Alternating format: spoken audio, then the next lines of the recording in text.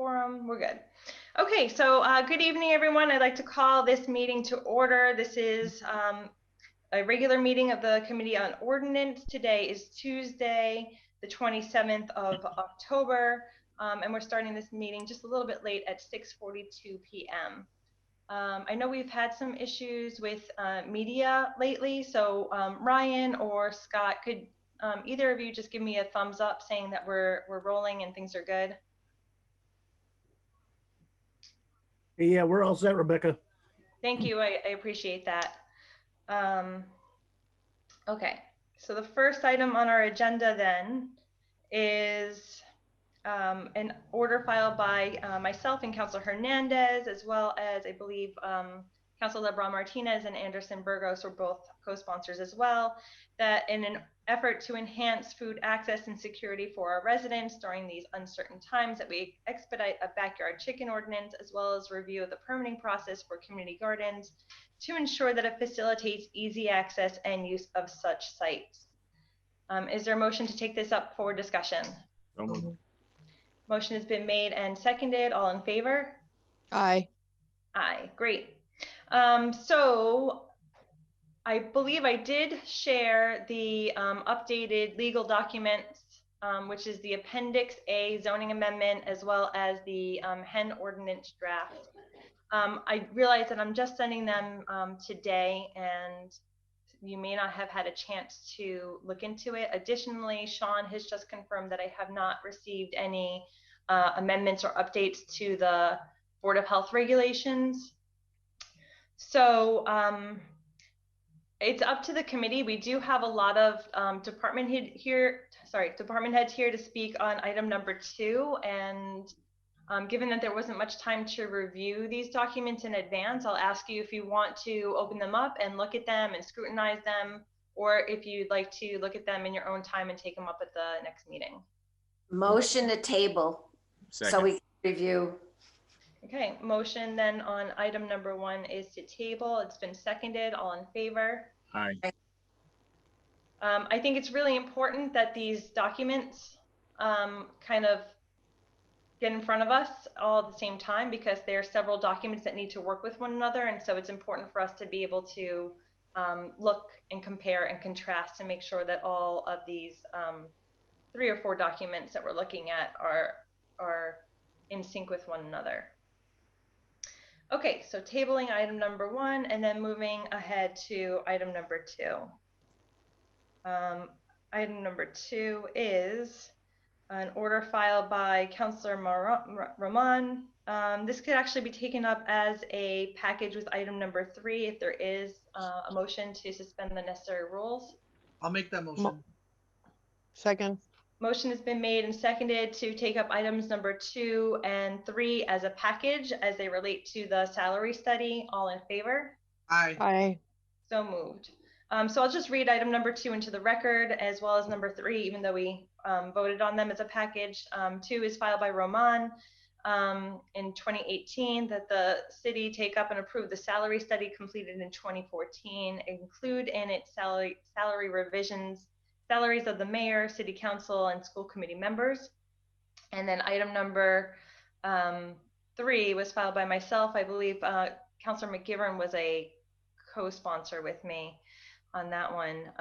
That section 2-35 of the Code of Ordinances, entitled Classification and Compensation Plans, be amended to incorporate a new classification and compensation plan, elected official salary ordinance, and miscellaneous salary schedule based on the results of the HRS study and the current DHPR miscellaneous salary schedules, as well as any other amendments previously adopted under this section be repealed. Okay, so on that note, I do want to note that we have all 5 members of the Ordinance Committee here, and that is myself, Rebecca Lisi, City Councilor at Large. Vice Chair of this committee is Juan Anderson Burgos, representing Ward 6. We also have Libby Hernandez, representing Ward 4, Linda Bacon, representing Ward 5, and Terry Murphy, representing Ward 2. We also have on the call, I did see Joe McGivern for a second there. he is in our waiting room. That's what's going on. Okay. And I don't believe there's any other counselors on the call at the moment. Just wanted to acknowledge who's there. Okay, so I think the best place to start is with Hector and perhaps Crystal talking a bit about where we are with the salary study. We did ask HRS to perform the salary study in 2014. The full HRS document that they produced is in the group chat if anybody wants to download and access the original. And then what I just circulated via email, and we'll look to upload to the chat here as well, is an Excel file where I believe that I'll let actually Hector speak to the methodology himself, but the salaries have been prorated to reflect, you know, if we had adopted it at that point in time, what it would look like today. So where is Hector? I'm sorry, I keep on losing Hector in my view here. Here, Counselor. I don't see an attachment on the email. No. The group chat is disabled, Rebecca.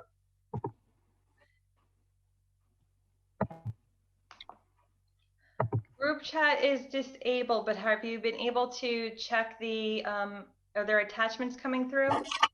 Yes, attachments are coming through. Okay, and I'll try to send this around again with the attachment again. Nothing's coming through on my chat. No, same here.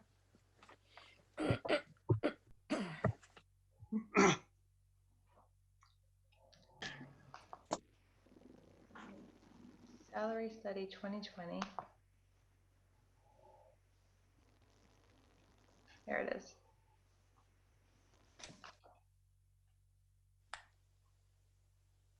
Okay, so I just I uploaded the 2020 update to the group chat, and if you have not been able to access that, I am sending this around again via email. With all due respect, Madam Chair, we should have had these so that we could have prepared. I mean, I've got nothing in front of me, and I'm not. This is not my forte, as you know, in technology. So I'm here with a blank slate. Yeah, I think that tonight is mostly going to be hearing from department heads about how the absence of the salary study has been impacting their departments, or how they feel that the absence of the salary study is impacting the departments, and then we could talk about the concrete numbers and how to do that at the next meeting if people don't feel prepared to talk about the actual numbers. I'd also like to request from the committee an opinion from legal relative to conflicts of interest on voting on this by members of the council in terms of discussion, debate, and votes before we move ahead on it at all.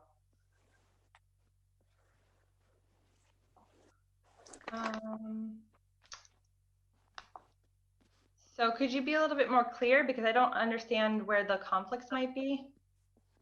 The conflicts might be in terms of increases that would directly benefit a member of the council. Members of the council? Yes, that would be voting on the salary study.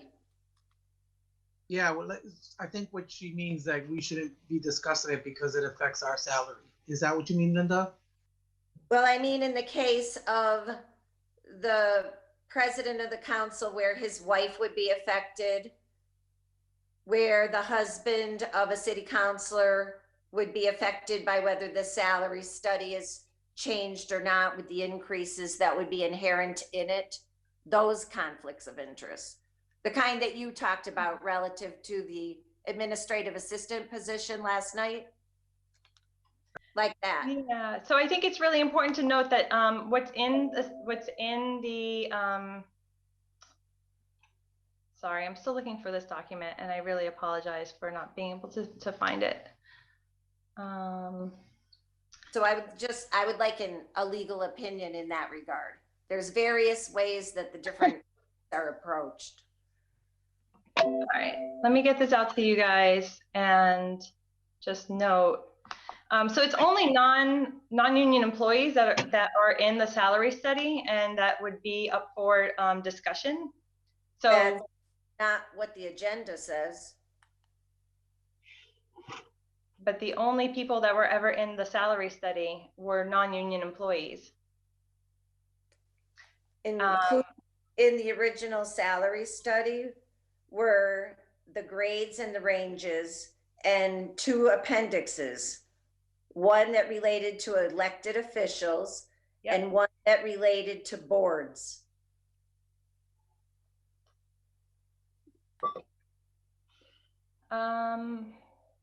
And those are part of the original study, and they're in the order that's on our agenda. Yeah, I remember those different schedules. However, it's really just non-union employees that we're talking about tonight, because everybody else in the city has already inherited the updates from the salary study. So it's non-union employees, elected officials, and contract workers. That's my point. So, for requesting the legal opinion relative to conflicts of interest on the voting. so I just have a question, and maybe legal can lean in on this.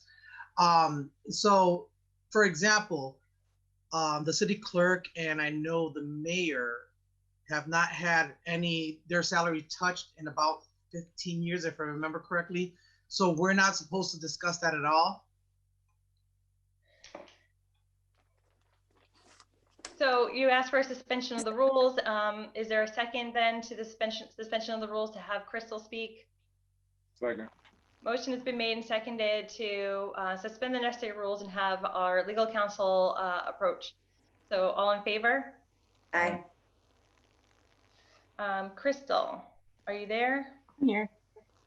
Great. Do you want to speak to some of these questions that are coming up? So, I mean, obviously,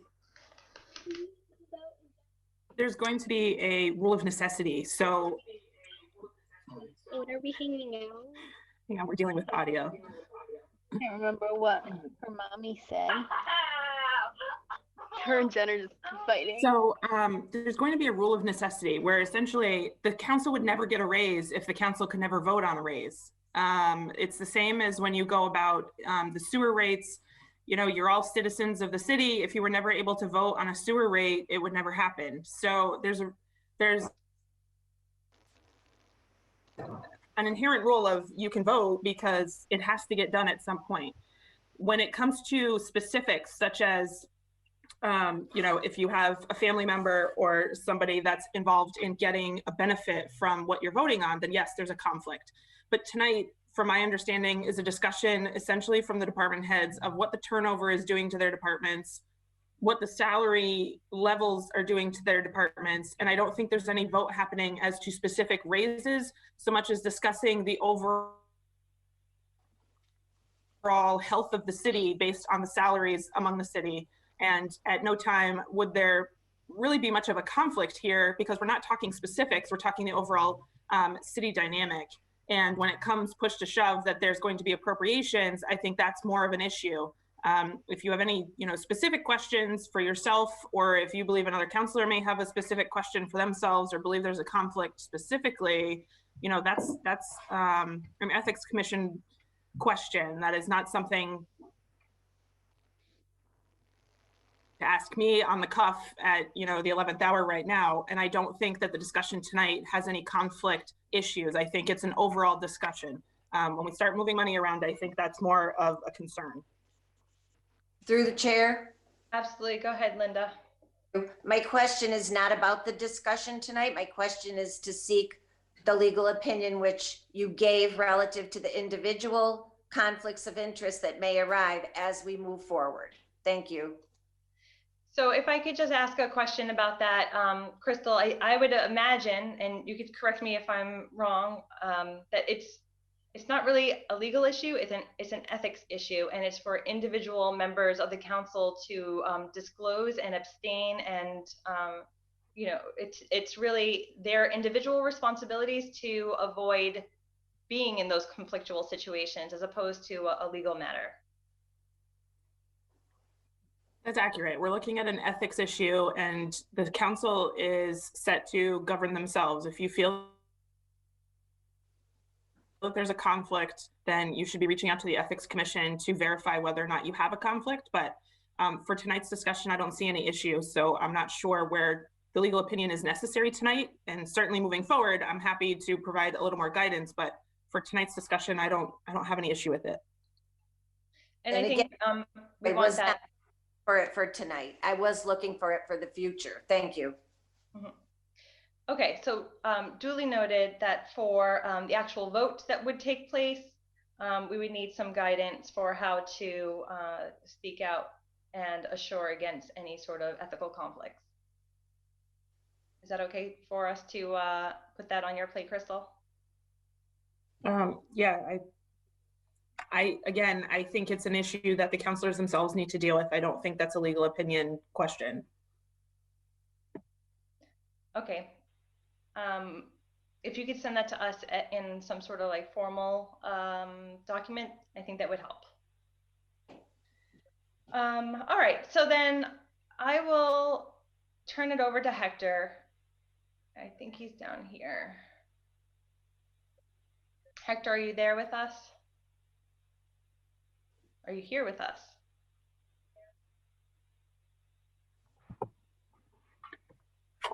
Hi, Counselor and everyone. Can you hear me?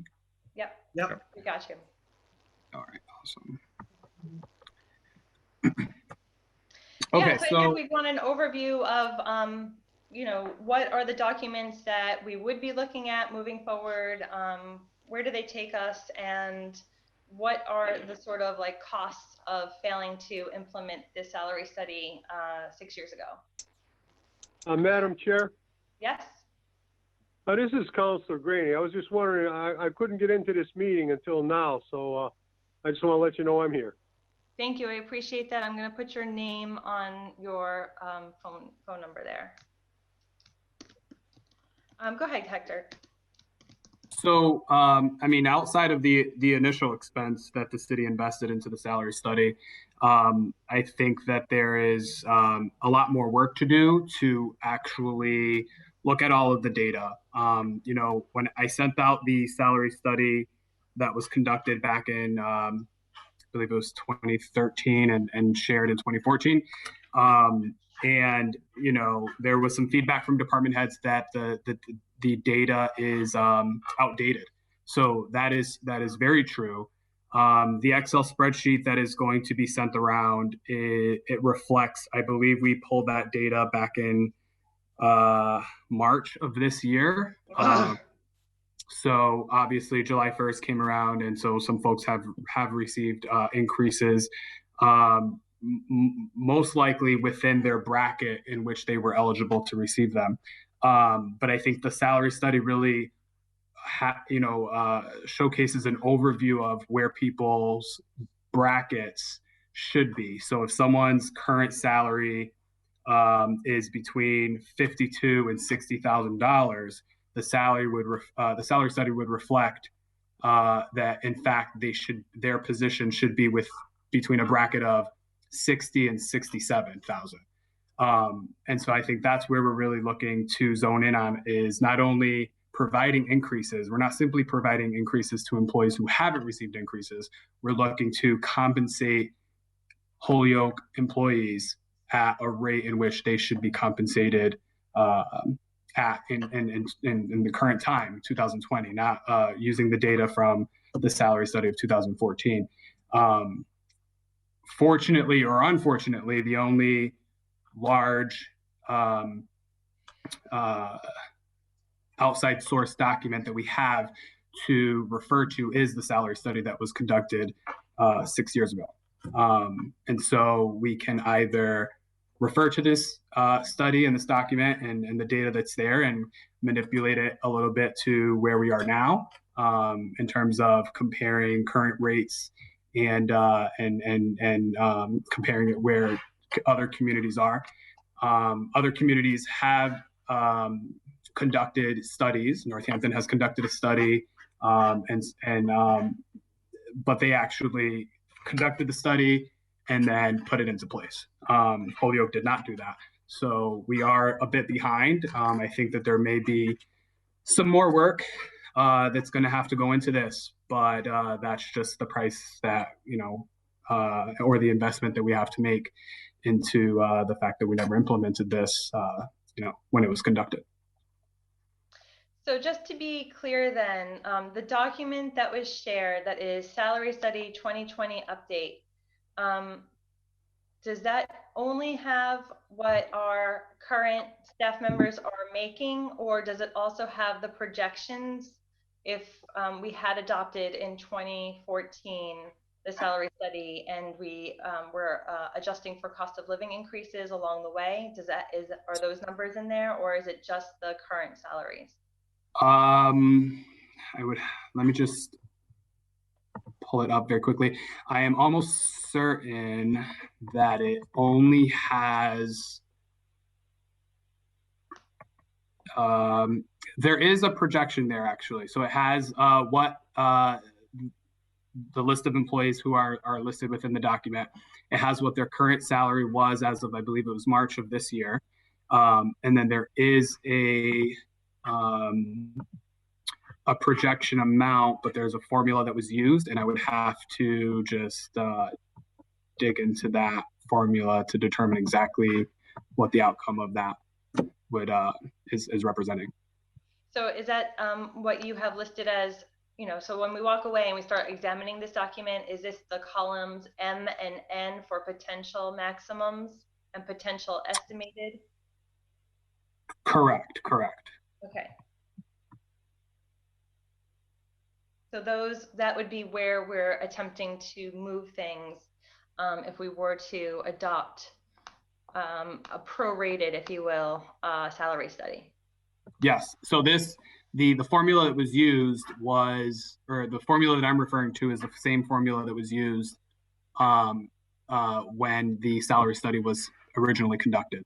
I was not here for that, so I have not been able to, I can review the data myself, but I was not part of that engagement to understand and articulate everything that, was reviewed upon back then. But that is, again, going back to the point of the extra, additional work that is going to have to take place before we actually finalize and, the council would have to vote on something like this.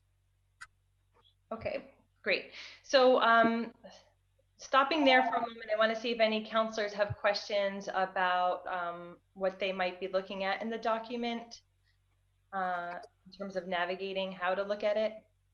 Counselor McGivern, I see your hand up. Thank you, Counselor Lisi. Hector, thank you. And I think what you're proposing is the next step. 6 years ago, when we received the final study itself, we were told and across the board that the immediate impact of looking at raises would be in the library area for a number of employees who, quite frankly, at one point, I think were working under minimum wage. The travesty doesn't just focus on the employees in the library, but there are many employees who have been working far below similar jobs in the neighboring communities and similar positions held within the Pioneer Valley itself. So with that in mind, what I'd like to know, what I think we need to know is adopting the salary study in some cases is changing a range of salary for a specific position. It doesn't necessarily mean there's an immediate raise. Much of that would be subject to future appropriations, which can only be initiated by the mayor, and then accordingly adopted by the city council itself. So if when we are reviewing this, and I think it should be more than just your department, I think a lot of departments should be involved, and we should have a good look at it so that we, as the Ordinance Committee, and we as the city council can review it not just individually, but have an understanding of the impact on the budget itself. I had my hand raised a little bit earlier too, Councilor Lisi, on the question raised about conflict of interest. If any city councilor has a conflict of interest for anything, it's up to the individual city councilor to patrol and to find out, you know, what that conflict is and to limit themselves in participating in a discussion or a vote. It is not up to the city council to govern a conflict of interest of other city councilors. Certainly out of courtesy, chair, president of the city council can and should point out a potential conflict of interest, but none of us can prevent someone else, even with the conflict of interest, from speaking or voting. Certainly, I think that's important because, you know, we have to watch out for what we do as individuals when it comes to ethics and when it comes to any type of vote. And I think I agree with our city solicitor. When it comes to elected officials, including the salary of the city council, which I'm not proposing we increase it, it has always been a vote of the full body itself because it's a necessary need and not a conflict when it comes to that. But I just wanted to put my 2 cents heard there. Thank you. Thank you. Madam Chair? Councilor Greeny. Yes, could I respond to Councilor McGivern's remarks, please? Through the chair, yep. In a situation that we speak of, if other counselors are aware that there is wrongdoing or there is an ethics violation by another counselor, do we as an individual counselor have an obligation to report that to the Ethics Commission? I would think the law or the rules governing Robert's rules might say that that's a fact. I'm not sure, but I need to get a ruling from the city solicitor on it. Thank you. So we'll include that in the communication that we get from the legal department. But I think the point being made is that it's up to individuals to patrol. So if you would have a complaint against another counselor, you could file that complaint. But it's not. There's nothing legally preventing individuals from participating. But again, we'll have that communication from legal department. And then, before we leave Hector and go on to individual department heads and hear what's going on in their departments, Hector, would you mind just saying a few words as our HR department, what some of the costs are of not having competitive salaries in the city? Yes, of course. Just from a generic perspective, speaking points that a lot of organizations and companies speak on, it's the cost of turnover itself.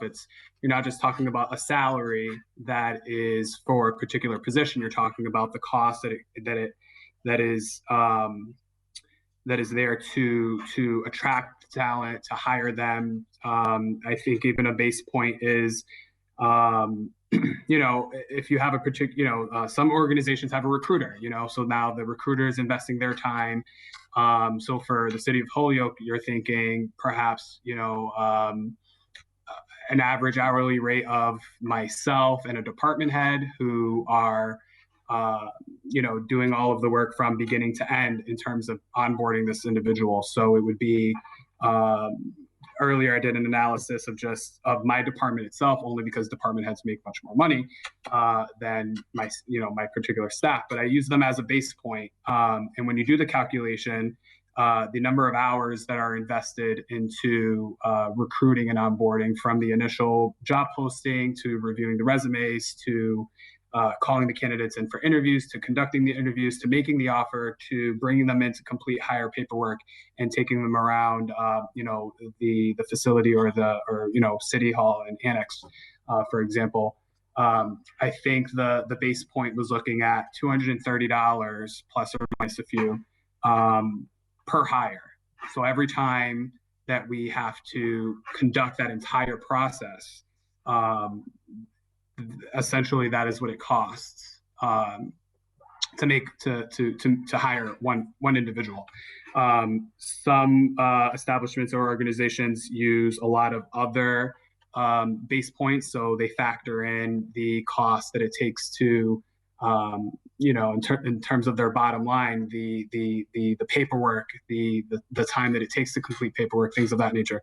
I didn't factor any of that in. I just factored in hours of productivity times, an average hourly rate of the people that would be responsible essentially to onboard these folks and recruit them.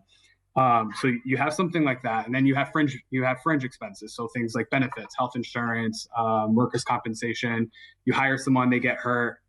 If they let's just for instance say they go out on some sort of disability, and now you have to replace them. So there are a lot of trickle down effects for not having the right processes in place. But then in terms of competitive salary, you hire someone for them to essentially use our establishment as a stepping stone or a ladder, perhaps. And so we can attract a particular talent, but how long are we retaining them? So if we retain someone for just a year and a half or 2 years, and they go on and leave the city of Holyoke to work for another municipality or for some other sort of establishment,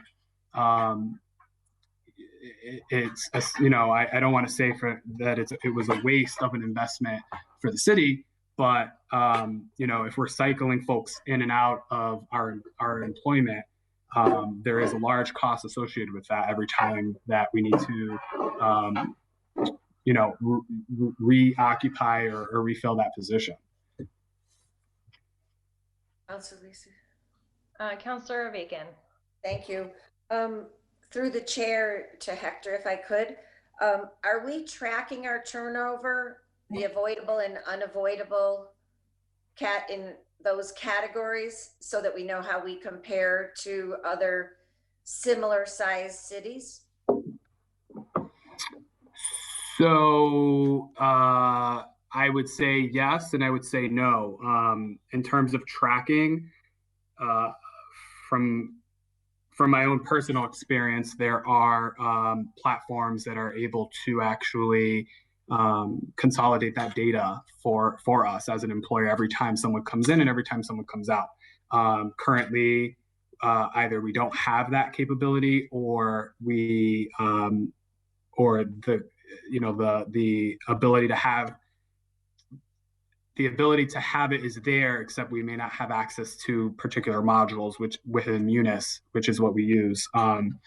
But since I've been here, you can just from a very generic perspective, you can kind of see, again, the processes that are in place, the salaries that are here, the conversations that are had with folks that are leaving.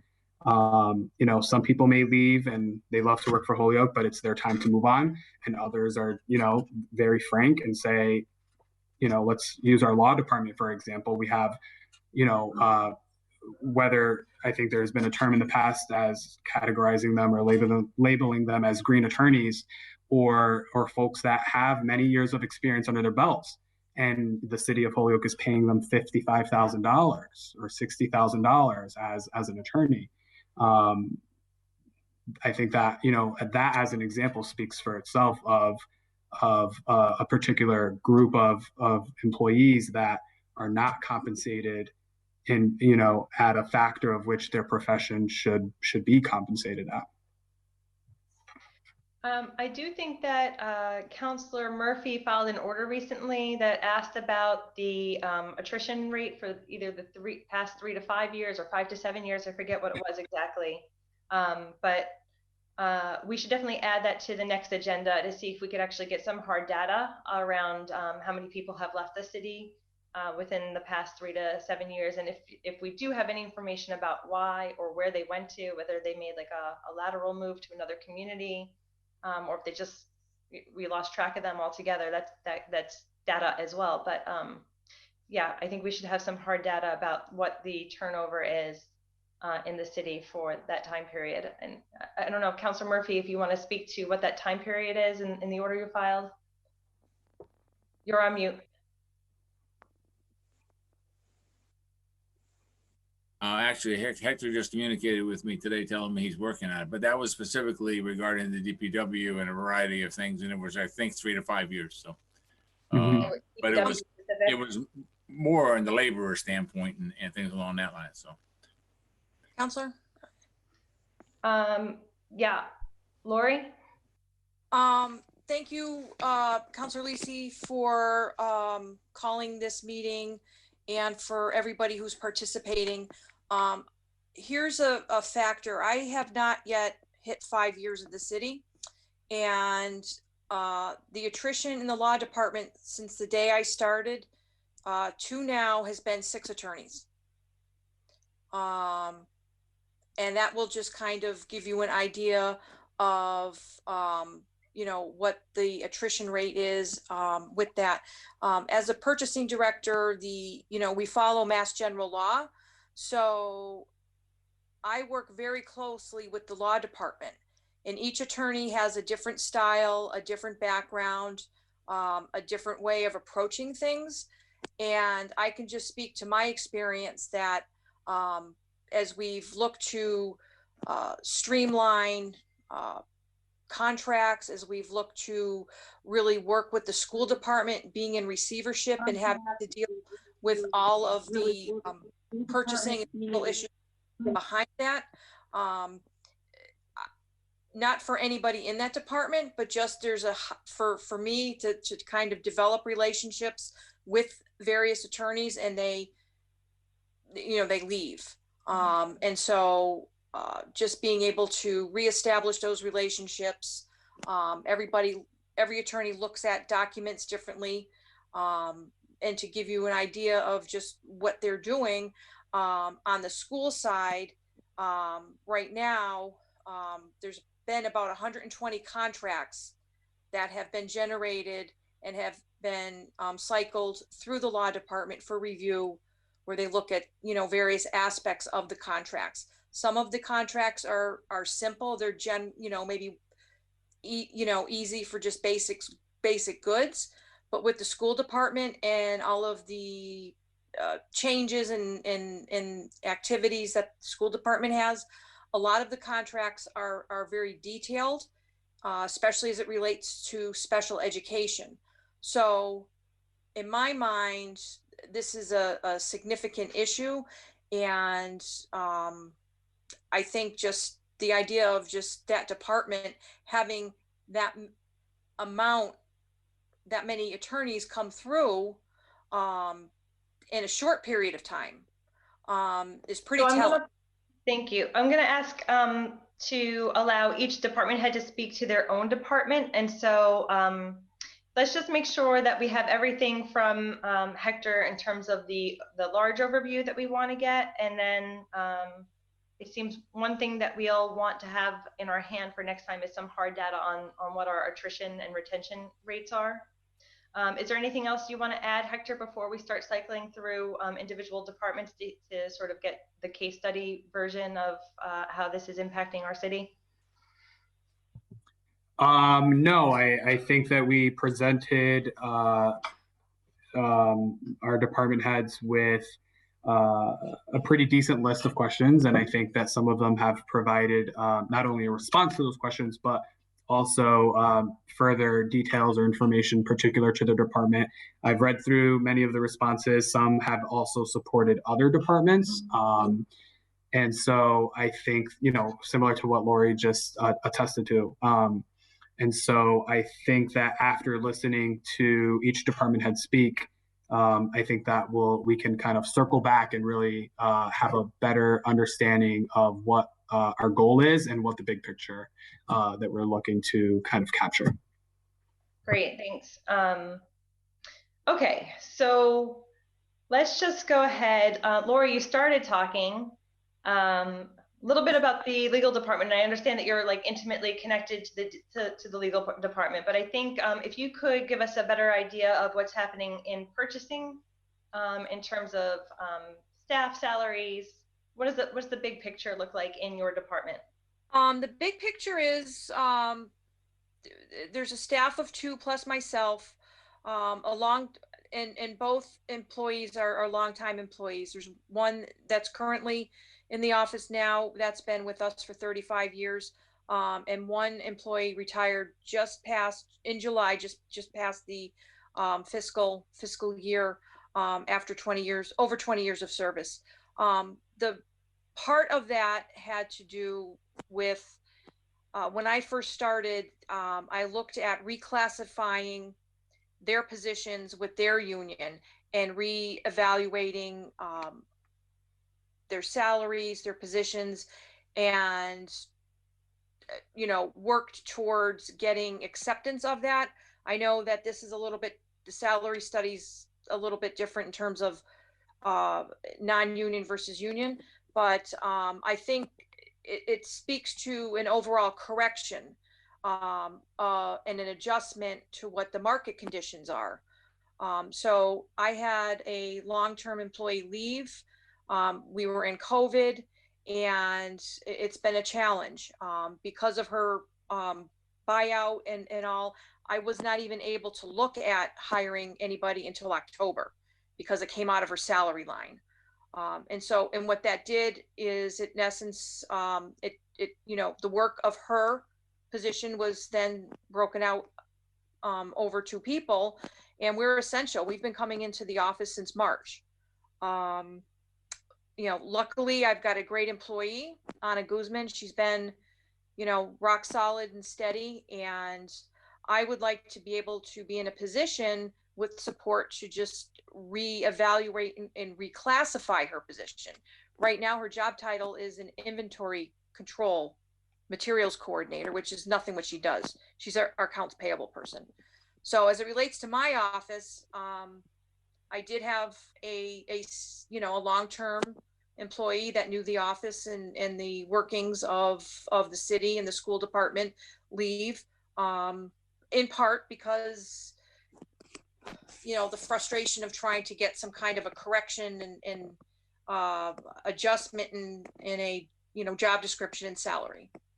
And I'm hoping to offer another applicant the position this week. So I've been interviewing this week, and thanks to Hector, we're able to get a good pool of folks, and I look forward to backfilling that position. But there's the frustration that all that institutional knowledge just went out the door without a plan or a succession plan, any kind of cross training or ability to capture that knowledge in less than 2 weeks. So that's in terms of my office. I will speak to how my department works with other departments, and I would say certainly the turnover in the law department, I think, needs to be brought up in discussion, as well as the auditor. My office works significantly with the auditor's office, and I know that when I first started, it was Bellamy, Josh, back to Bellamy, and now it's Tanya. And during that time, the schools were in receivership. There was turnover in other departments, and it was somewhat chaotic. And I think Bellamy's on the call, and maybe he can elaborate a little bit more. But so from purchasing, and with the 2 departments that I integrate most with, the law department and the auditor's department, there have been, I feel, significant turnover. And it's just every time somebody leaves, it's just kind of restarting, and you're treading water, and you're trying to, it's exhausting a lot. It's time consuming, and there's a learning curve for everybody. So I can just speak to my piece as being the purchasing director. I would also speak to supporting my colleagues who are elected, that I think the council can look at line items that have been stagnant for years and years and years and years. I think whatever comes out of this, that everybody in the city, every employee, union or not or non-union, there should be some kind of consideration for a cost of living increase. And when I look at folks that I know that have just hit the wall. I feel for them. I feel for them. And I think it becomes not only about money, but it becomes about there's a respect issue. So that's my hope, that will come of this, not just the non-union, but globally as employees of the city, because our biggest asset is human capital, to be able to have employees do the work that needs to be done. And so I'm in support of that as well. Thank you. Thank you. So we just heard Lori talk about the legal department and also the auditor's department. So why don't we hear from legal and then have the auditor on Could I deck. ask Lori a question? Oh, sure. I'm sorry if I missed your hand. No, you didn't miss it. I was muted. And so Lori, just a question regarding, I look back on your budget and I know you requested raises for your 2 employees. And basically, they got very little of a raise, but you had requested almost about a $4,000 raise for each. So can you, and I know the mayor did not do that. So can you indicate your conversation with the mayor and what was his philosophy in terms of not allowing any significant raise? My understanding, well, I had spoken to the mayor this time last year, because this has been something that I, felt needed to be addressed. And this was in the timing of it was when the current NAGE contract is being negotiated. So the mayor was supportive, and then COVID happened. And that's the response. I had spoken to Hector. I shared job descriptions. I did my research. Communicated with my 2 employees to make sure that I was on the mark. Did an analysis of current salaries, and you're not going to hit the line item all the time. Each job is a little bit different, but I felt I was in the range. And it was a starting point. So I always ask for big, and if it comes down a little bit, that was fine as well. But what was told to me was it was COVID related. And my hope is I am going to revisit it again this next coming. But what you did request was within the S20 and S17 ranges, right? I'm assuming. No, both employees at those steps are at the wall. They're maxed out. This was a reclassification, okay, and an update to their current job duties. As it stands, there was no job description for the employee that left. So I took some of the job description that I rewrote as part of and added it to the job description that we're hiring for now. And I rewrote and reclassified the employee who's classified as an inventory materials coordinator to be an accounts payable clerk, because that's her position. So, I feel that with longtime employees, you want to see if there's corrections and updates, as time goes on. And this was the time, because the contract was being negotiated. The mayor was supportive, the union was supportive, HR was supportive, and then it was COVID. So I will be submitting something again for the next budget. Okay, thank you. Thank you. Madam Chair? Thank you. Absolutely. Councilor Greenie. Yeah, just a quick question for Lori. We were talking about tracking and where employees go. The employee that left your department, where did that employee go? He retired, Councilor Greenie. Okay, thank you. I do not think she wanted to retire, but when she found out that the plan and the salary and the upgrade and the update did not pass the city council, she made the decision to retire. And this was just into the new fiscal year. And I, was hoping that I could have had more time for a better transition. Okay, thank you. All right.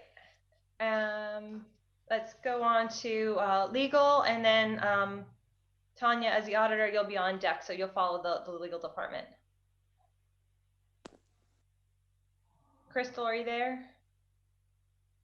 So I know, everybody else is talking about my department, but you're all pretty well aware because you deal with us enough, and you felt the turnover as well. I know early on it was a struggle trying to get an attorney to stay with the city council because of the turnover. And, just I've been here a little over 3 years, I think, which is a little shocking, but just in my time, I've watched 4 attorneys go out the door. Not to mention, the people who were transitioning out before me. It's a hard battle because obviously, as you can imagine, the private sector in the legal field is much more lucrative than working for the public sector. So you really need somebody who's passionate about what they're doing and is willing to put forward the effort for not a lot of recognition. So on top of that, you're also working against municipalities surrounding us that are competing, basically. The bonus is a lot of them have their own residency requirements. So, you're only fighting against people that want to or are willing to move.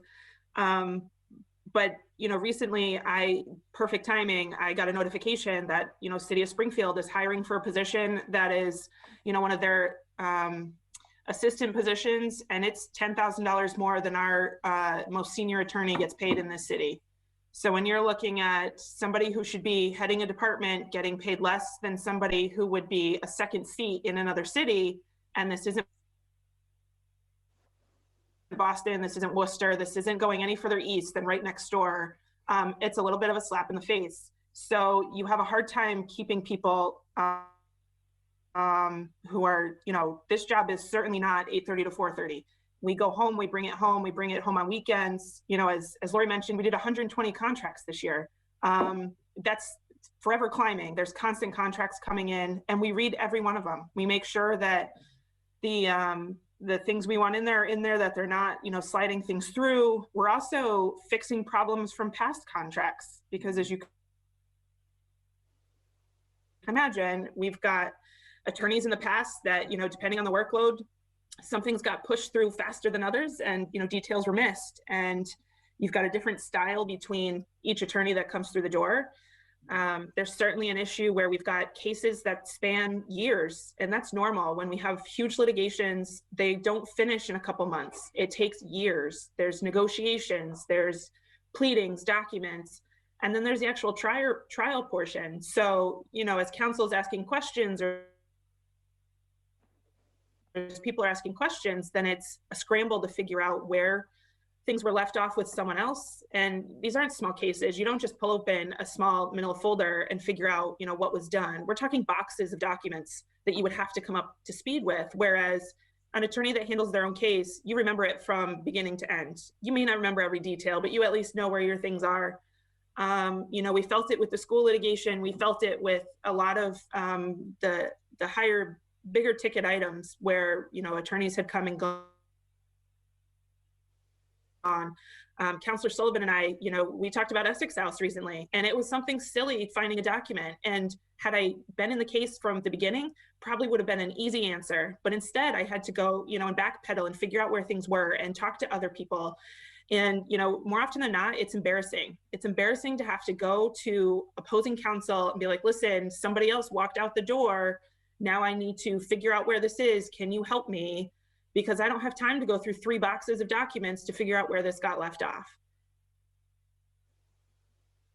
And unfortunately, when people are leaving here, there's no time to bring someone up to speed on everything. It's really a scramble. So you get a highlight reel and you hope for the best. And, the systems that are in place are amateur at best. There's no money to put in this extravagant system of digitalizing everything here.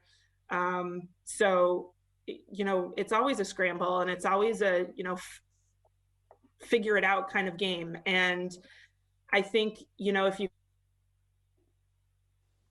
could keep people here, you could keep the talent, I think you'd find a much greater success coming out of this department. And we're talking about a department that, we cover everything in the city, from permits to litigation to tag sales to street signs. It's a little bit of everything. You literally would have to read the entire Mass General laws to handle this job. as an expert, and it just doesn't happen. There's a lot of research that constantly is involved. And I think, you know, we have a great team now, and I am struggling to make sure that they stay, because God forbid someone leaves again. I don't know what we would do. You know, we'd be looking to hire outside, but it's the constant turnover here that is definitely a struggle. And speaking to an earlier question, you know, where do these people go? You've got people that are basically, as it was mentioned, using it as a stepping stone. I will say that, you know, we had a total lateral move from one of the attorneys. They went over to Springfield. They got paid more money. They were offered a better opportunity and got paid more money and left to do the exact same thing in another city. You have a couple of people who just moved on to, you know, bigger things, took what they learned here and went into a state agency and worked for that instead. I know one of our attorneys kind of went to his dream job, you know, applied on a whim and ended up getting the position and left. And I don't think we can blame him for that. But again, had he been, you know, making decent money here, because he certainly wasn't getting a huge raise to go there, I don't know if we could have, you know, kept him.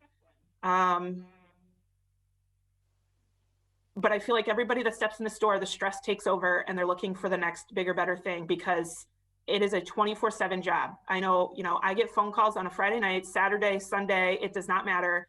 And generally I answer, because it's just as easy for me to take it at that point as to come in Monday morning and add to my list. So, you know, I certainly advocate for the salary study. I think the city of Holyoke is underpaid for what we do. And I think that's all I have to say about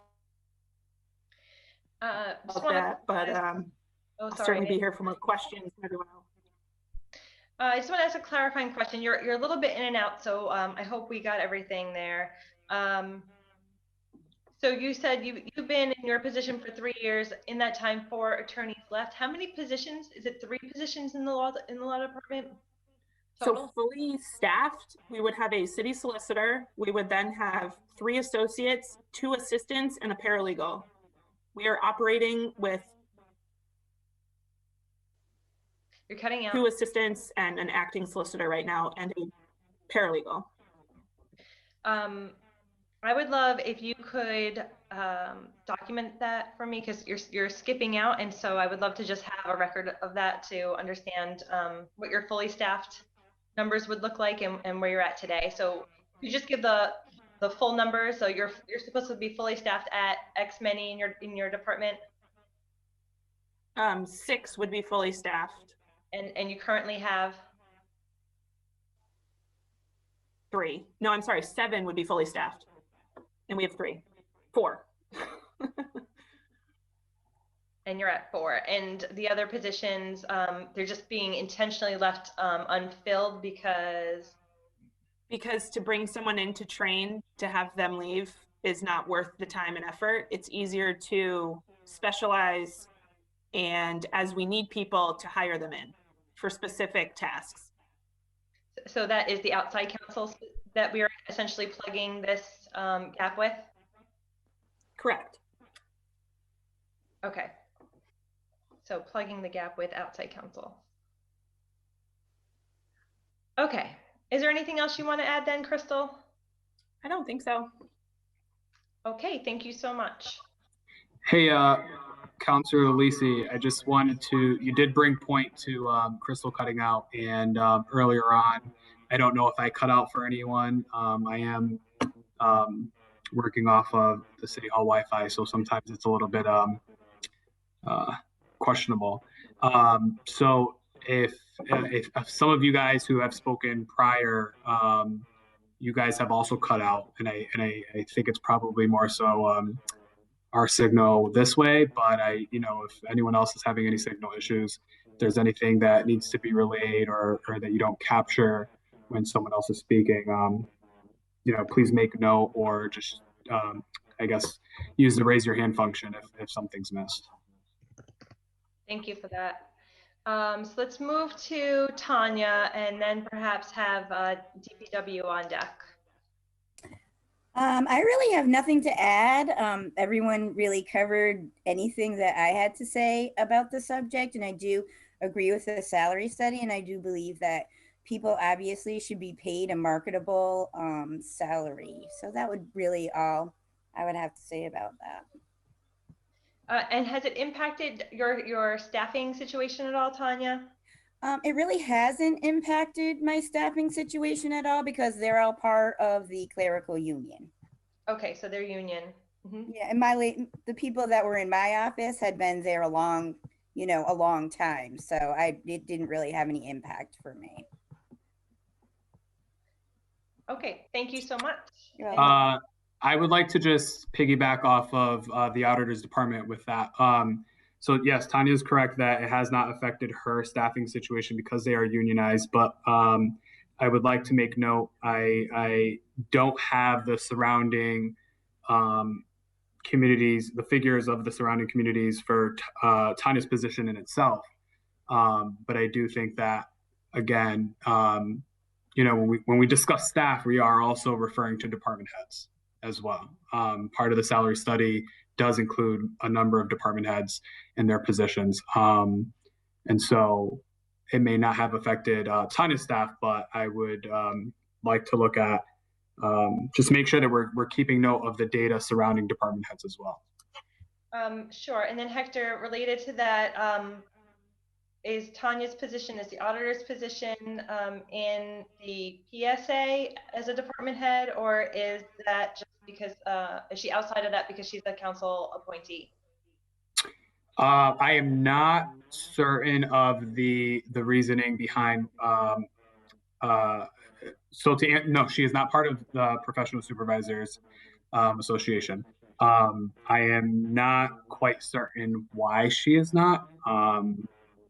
I am also not, but I think it deals with levels of the type of work that we deal with in terms of confidentiality and perhaps language that may lie within, Mass General law to some extent.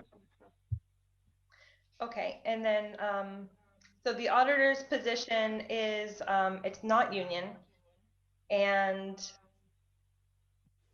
between Brian and Tanya, we had Bellamy twice and Josh in between. So we had sort of three sort of eras of staff in between. And there's a residency requirement still on the auditor's position? Or did we take that off? Because I know it came up for discussion recently, but I can't remember we would have to verify that, but I do recall conversation that it was going to be removed.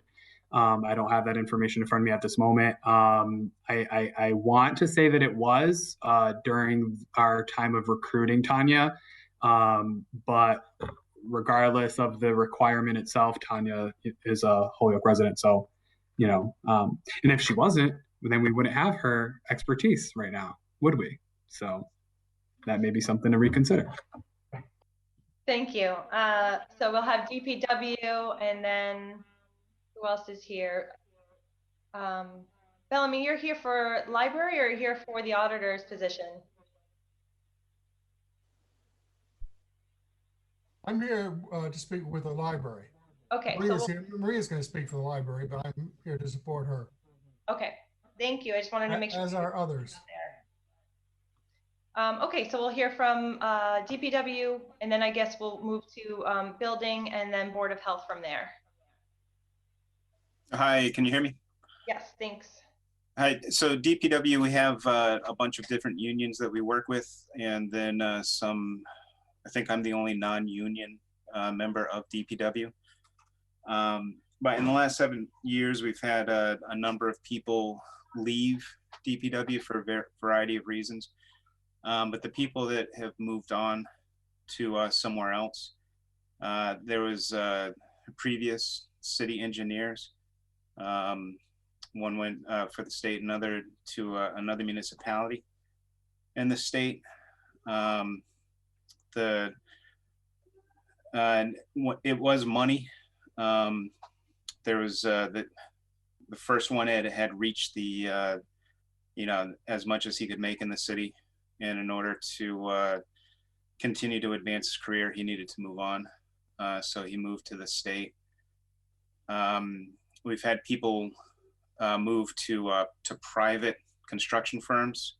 So they take their DPW experience and then go to a private company where they can make more money working on the private side.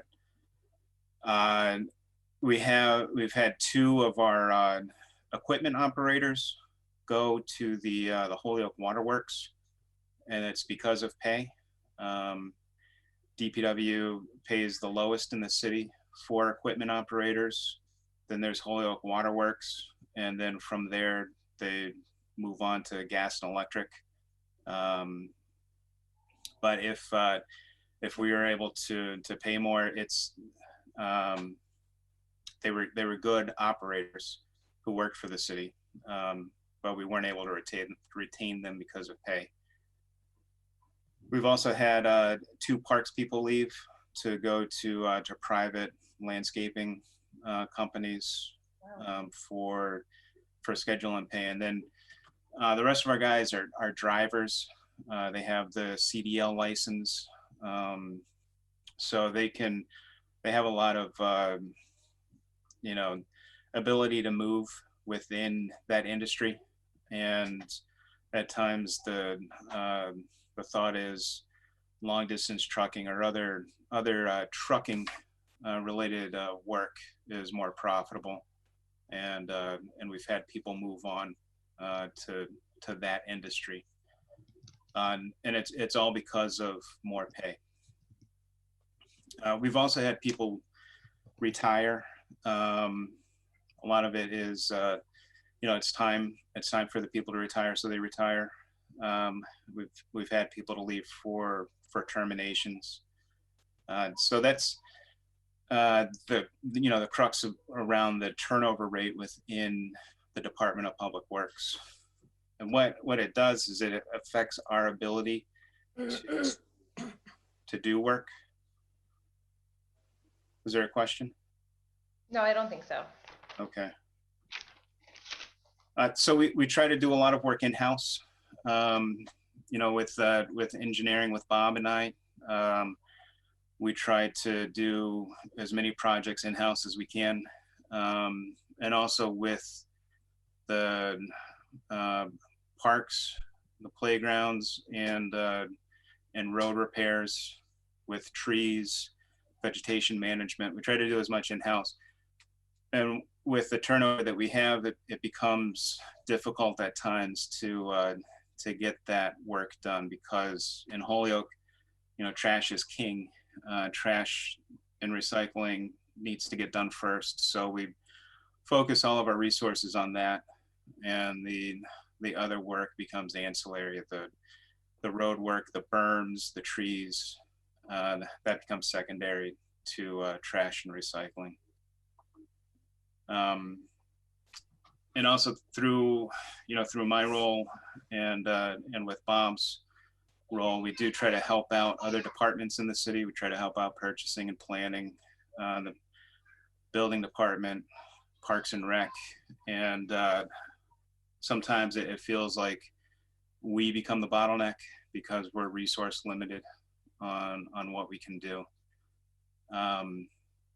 To touch on the building department, the city had set up the demolition program with 1 employee in the building department, 1 employee in DPW, and it was one of the demo workers who had moved on to the waterworks. And you don't begrudge him moving on to waterworks. It's great for him to advance his career, but what it does is it throws a monkey wrench in the city's plans with the demolition and the building maintenance program.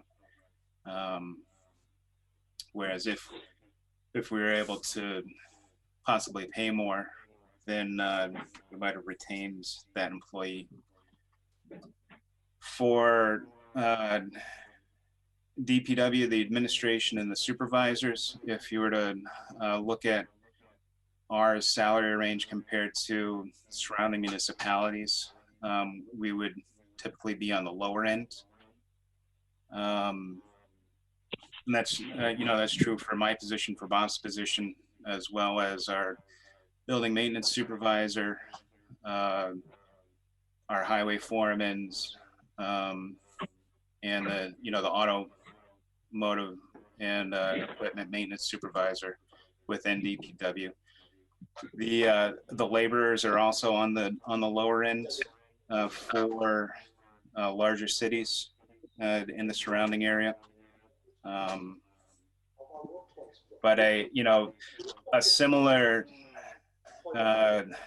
salary study has not been done for them. It was more of a back of the envelope kind of study that I had done comparing our employees to other municipalities based on their union contracts and fiscal budgets. I'm getting some feedback here. I just want to see if I can find who that was. Go ahead, Mike. I think I got it. I think that's, you know, pretty much what I would have to say. I mean, we'd like to perform more work using our in-house staff. It becomes difficult when we have key people leave. You know, as I think Crystal had alluded to, there is a curve with bringing people on board and getting people up to speed and ready to do the work. Even when we promote from within, if someone's been in the labor pool for a number of years, that transition from labor to supervisor takes time as well. It's not an overnight transition. Okay. Let's see. I wanted to ask, so you went through like a number of individuals that had left, and I just want to make sure I have my numbers correct here. Let's see. We had 2 engineers prior to you leave. You said there's a number of laborers, but I don't have a number there, leaving for work with private firms. Yeah, so there was one supervisor who left to work for a private firm. There was a health and safety guy who left to work for another firm because he was capped out on his salary. And then as far as laborers who have left to go work somewhere else, including park maintenance men, within the last 7 years, I would say it's probably 10 to 15 people. I don't have a number right now, but it's no small number. And then it does take time for us to replace those people. Just recently, we've had terminations and retirements and other reasons why positions have opened up, and it takes 2 months or so to get somebody in the pipeline. And in the number of people that we've had to hire, we had one person fail a drug test, so we couldn't hire him. We had another guy who, after 2 months, he showed up, worked one day, and said, "It's not worth my time to be on the back of a trash truck slinging trash. I could make just as much money working at my previous employer." And so he split. And it's frustrating because it takes 2 months to fill that position. And then the guy works for one day and he's gone, and it's going to take us another 2 months to fill the position again. And in the meantime, that's somebody who's on trash, one of DPW's critical functions, trash and recycling. So it limits the work that other work that we can't get done. Because you're moving people over from other places, right? The department. Mm-hmm. You know, which is one of the reasons why we had that temporary labor provision in the recent contract that was negotiated to try to mitigate the effect of short staffing trash and recycling.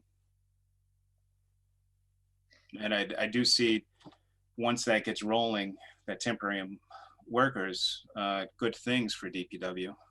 I see our ability to do this extra work, sidewalks and potholes and all of that increasing.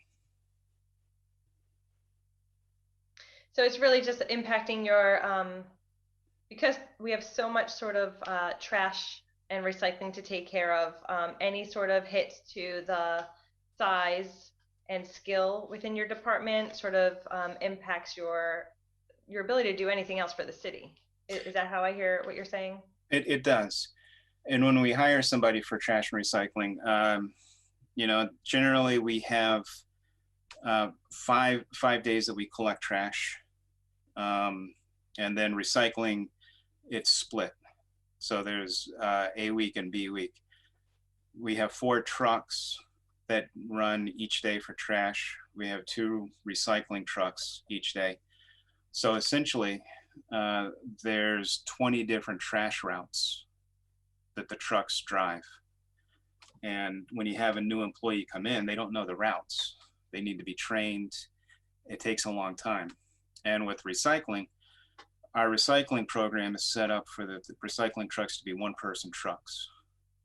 But to train somebody on a particular route, it's going to take 2 people. It's going to take somebody that knows the route and the new employee. And it's going to be 2 weeks worth of training just for that person to see the route once. And you don't necessarily learn it by doing it once. So it takes us 2 months to get somebody on board. And then once they're on board, it could take another 2 months or so before they become proficient enough to be able to run the routes, you know, efficiently. And then you compound that with other problems that we have with vacations, sick time, and mechanical problems. We might have 4 trash routes within any given day. But today we only had 3 trash trucks that were up and running. So now those 3 trash trucks had to do their own routes.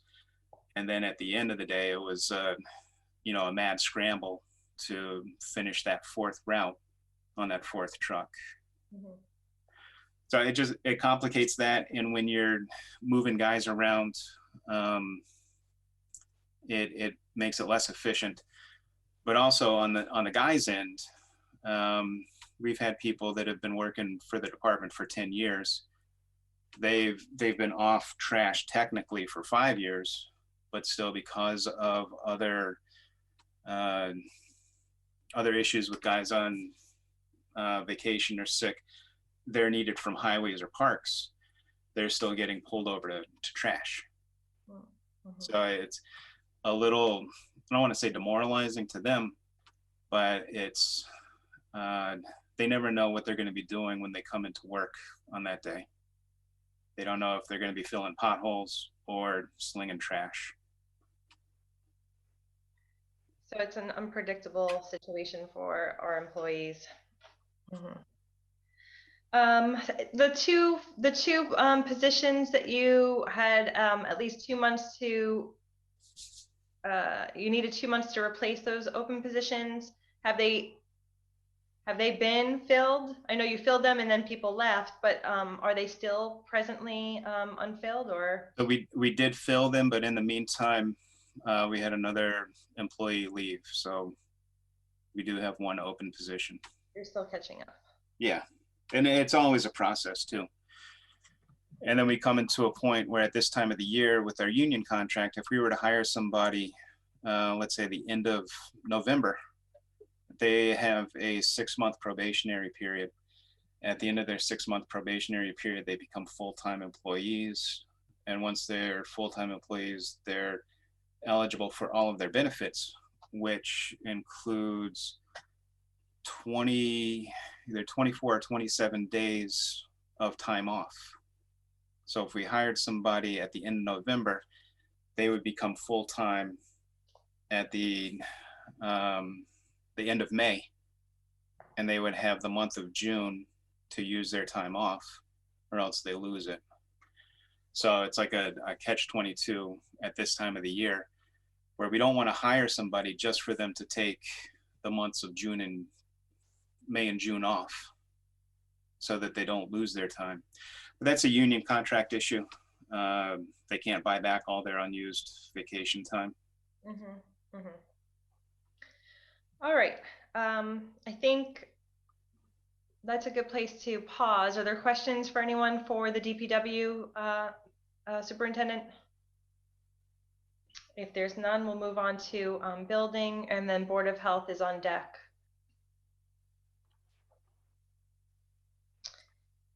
Hello, I'm here. So I've heard a lot of things that I think are great points, and I'll try not to repeat those because we're into the night a little bit here, and I know there's a lot of other people. One of the things that has always been conscious to me is, and specifically, I have a case study, I guess, of it, is it's not just the salary itself, and I know that the study is only looking at the base salaries, but it's really about the compensation package that the city offers. And the benefits, the medical and dental benefits, are not really the greatest in the city. I don't think that's news to anybody. But we even had one employee that we were ready to hire, and that was the last step. We went through the full process. They were excited to start. When they did an evaluation of what the additional cost of the medical benefits were, they let us know the next day they're not going to take the job. So it is enough to have an impact. The residency requirement's another thing that was passed. I know it doesn't affect every employee, but it does affect some, and that's part of the compensation package. If somebody has to pick up and move to take a job, or even be considered, that's a big factor in somebody's life. We don't have a mechanism for a COLA, so unions do negotiate the cost of living adjustments in contracts, but I know that the ordinance employees have nothing. And for example, the last 3 years, the Social Security Administration's amounts averaged to 2% per year. So that's 2%, 2%, 2% on average. Anybody in the city that's received less than that has in effect been given a pay deduction. The cost of living of everything is going up for people. It's the rent, their mortgage, the taxes, cost of a vehicle, gasoline, everything goes up, food, and yet somebody that's staying static it's not about a pay raise. We're really giving them a pay deduction, and people they're conscious of that. And all the departments matter. So when I've heard, I don't want to talk about other departments, they're all important. Anytime something happens in the law department or Board of Health or anywhere, we're a machine, we work together. We need one another to do certain tasks. So if we lose somebody in one department, it really is a drawback to another department's ability to follow through with tasks. And of course, I won't repeat other departments that are in need of better employee retention, but they all matter. So some of you might have heard this. This is a case study, but in the building department, when I first started, the position was vacant for a year. That person left for about a $20,000 increase. We recently, now time's flying by, almost a year ago now, lost one of our local officials to another community for the same, for about $20,000, both of those communities being less work. Now, years ago, about 10 years ago, when we did lose that individual, the city didn't replace the building commissioner for a full year. They only had one applicant. That should tell you a lot about how difficult it is to get somebody in here and how hard it is to retain people. What we lost was, as a case study, the fires on Pine Street. If some of you remember that, 2 buildings burnt down in a house.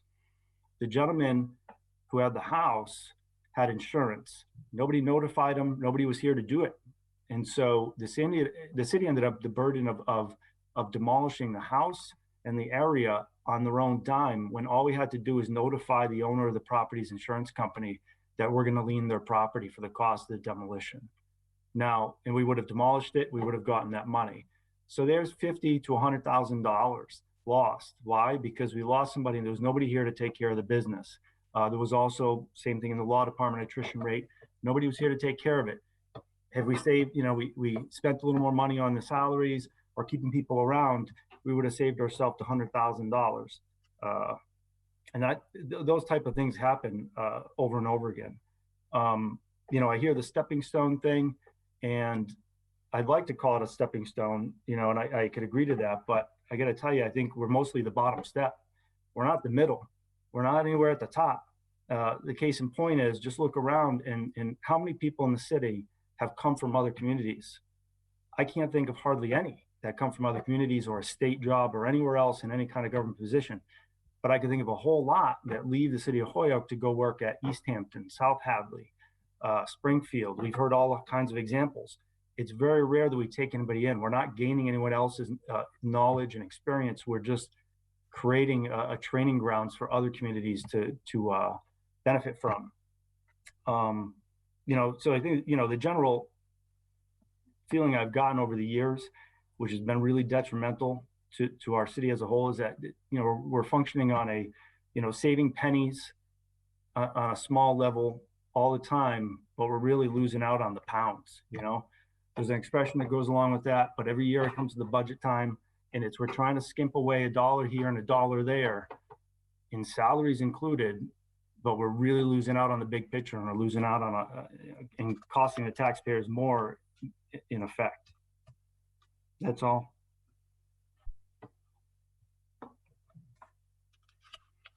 Any questions for the building department? We'll move on to Board of Health, and we'll have veterans, conservation, and then library. And I think that might be everyone. Go ahead. Thanks, Councilor Lisi. So the Board of Health currently does not have any non-union employees, but we're in a situation that Hector had mentioned that other departments were in. Just 3 years ago, both the department head and the animal control officer were non-union positions. Neither one of their job descriptions, their positions, had received a raise in almost a decade. And there was a facilitation of bringing those positions into the PSA, which made a substantial difference in compensation. But had that not happened, Brian would have retired, and the Board of Health director position would have made about $58,000. Starting salary for an inspector with no experience in the city of Chicopee is $50 grand.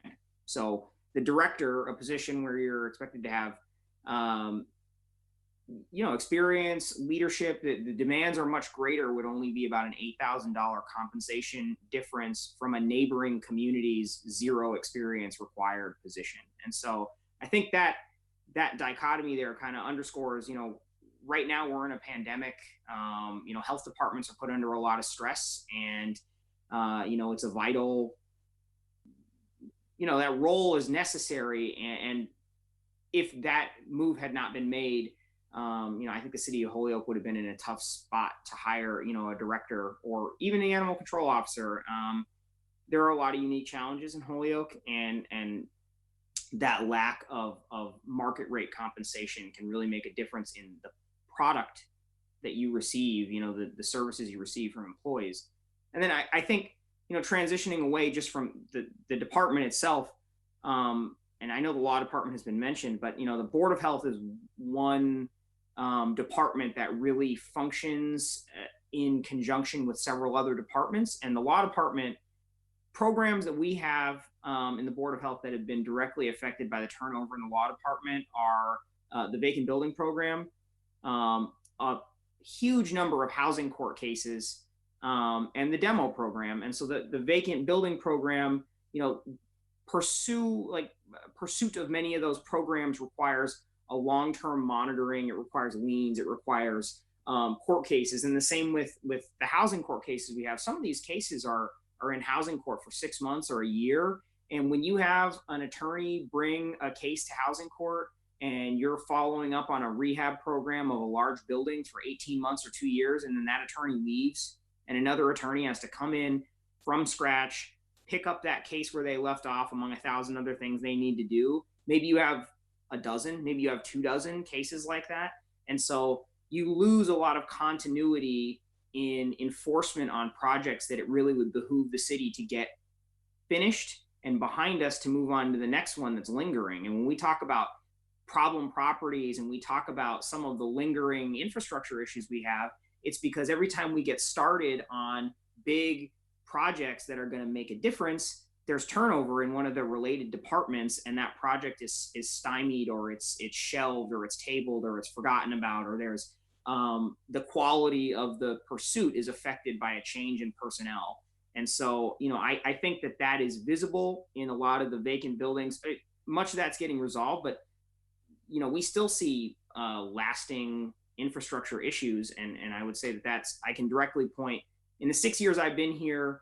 You know, not just the turnover in the law department, but the solicitor, the city solicitor itself, who is lead on a lot of these, has changed. You know, it was Kara, and then it was Sarah, and then it was Paul, and now it's Crystal, and that has really affected our work substantially.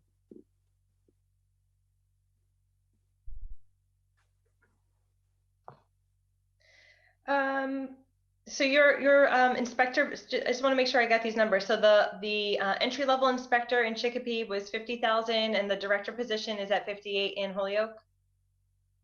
No, the director position, that's all been resolved by moving into the PSA, but that's where it was before Brian was brought out of a non-union position and into the PSA. He was maybe the second lowest full-time Board of Health director in the state. Mm-hmm. You know, the equivalency was Pittsfield has a lot of very similar aspects and issues and population size. And at that time, they were making 72,000 and Brian was making 58. Okay, I see. And the animal control officer position has also been resolved by movement into the PSA? Correct. And the cost of living adjustments and you know, yearly increases that are attached to being in the union have gone a long way to bring that up to speed. But you know, that's an essential position. That's something that 6 days a week, you know, Eric's taking calls, nights, mornings, before and after. I mean, there are a lot of services that he renders to people across the city, and you know, to expect someone to do it for what, you know, Don was making before he unfortunately passed away, I don't think makes sense right now. So again, you have no non-union employees. It sounds like all of your inspectors in the PSA as well, or how are they unionized? They're all in the clerks union and the nurse, and Eric and I are in the PSA. Mm-hmm. And so those that are unionized are getting the COLAs, and there's some stability there. But for the departments that you're working with where there isn't those cost of living adjustments, you're seeing a high amount of turnover, and it's stunting your department's ability to move forward and gain some traction on projects that you'd like to undertake. Yeah, we still struggle to hire inspectors. You know, those are union, and I know that that's not the focus of tonight, but the pay for inspectors is lower than many of the other communities, and the expectations are higher. You know, I'm very passionate about working in Holyoke, but I'll be honest that the challenges in Holyoke are significantly greater than they are in a lot of neighboring communities. And there's a variety of factors that lead to that, but we expect more out of our inspectors, and they face more adverse circumstances than you're going to see in Westfield or Chicopee or South Hadley. But they make, you know, markedly less. Okay, thank you for that. Anyone have questions for our Board of Health Department? Okay, we're moving on to veterans, and then conservation, and then the library. Good evening, and thanks for giving me the opportunity to speak tonight. I think a lot of my colleagues have already hit the nail on the head. We are a machine, and we depend on each other. And when we are just that bottom rung for someone's career, what we're doing is paying people to learn, get educated, and then move on with their career somewhere else. Case in point, I mean, we had a clerk, a part-time clerk in our office, who we spent 2 years training, built a great rapport with our veterans and their families, and dealt with a slew of challenges from homelessness, substance abuse, financial challenges, and was a real asset. And it took us 2 years to get her where she needed to be. And she left for another position within the city for more money. We have since been able to fund a new position. And when I released this position to people within the veteran service community, I'll be honest with you, they all pretty much laughed at me at the pay rate at what they were going to receive to be an investigator in our city. That position right now is out there for in the mid 30s for salary, a full-time schedule, about 35 hours a week. And I'll tell you that our neighbors in Chicopee, their investigator makes $45,000 in fiscal year 21. Their senior investigator makes $53,604 a year. Now, my deputy director doesn't break $40,000 a year. And he not only does investigations, he also does claims against the Veterans Benefits Administration, which then in turn reduces the amount of money that we outlay for Chapter 115. It's not easy to get people who are qualified in the veterans field interested in to stay, because once you start mentioning, Part 1, Title 17, Chapter 115 of the Master General Law, you need to learn all this along with 108 CMR and 38 CFR. They get that deer in the headlights look and kind of want to go do something else for a lot more money and a lot less work. We do have different challenges in Holyoke. I grew up here. We have people that use substances and that are in our offices, and we're trying to get them into detox. We're trying to get them housed. We have veterans coming from other communities to get services with our department, because in the state of Massachusetts, if they spend a day in my community, I am not responsible for rendering services. It's very clear that there are other communities that pay more. We've heard it over and over again. Chicopee's director makes $74,000 a year. Their clerk makes 40, their principal clerk 47, and it goes on and on. Belchertown's director is in the 80s. I think we're just saying the same thing over and over again. I think we've painted a really good picture that we are a machine that needs to be fed. And if you want to build a team that's long lasting and is going to be able to serve this city, then we need to start paying people. If you don't do that, the only folks that lose out here are the taxpayers.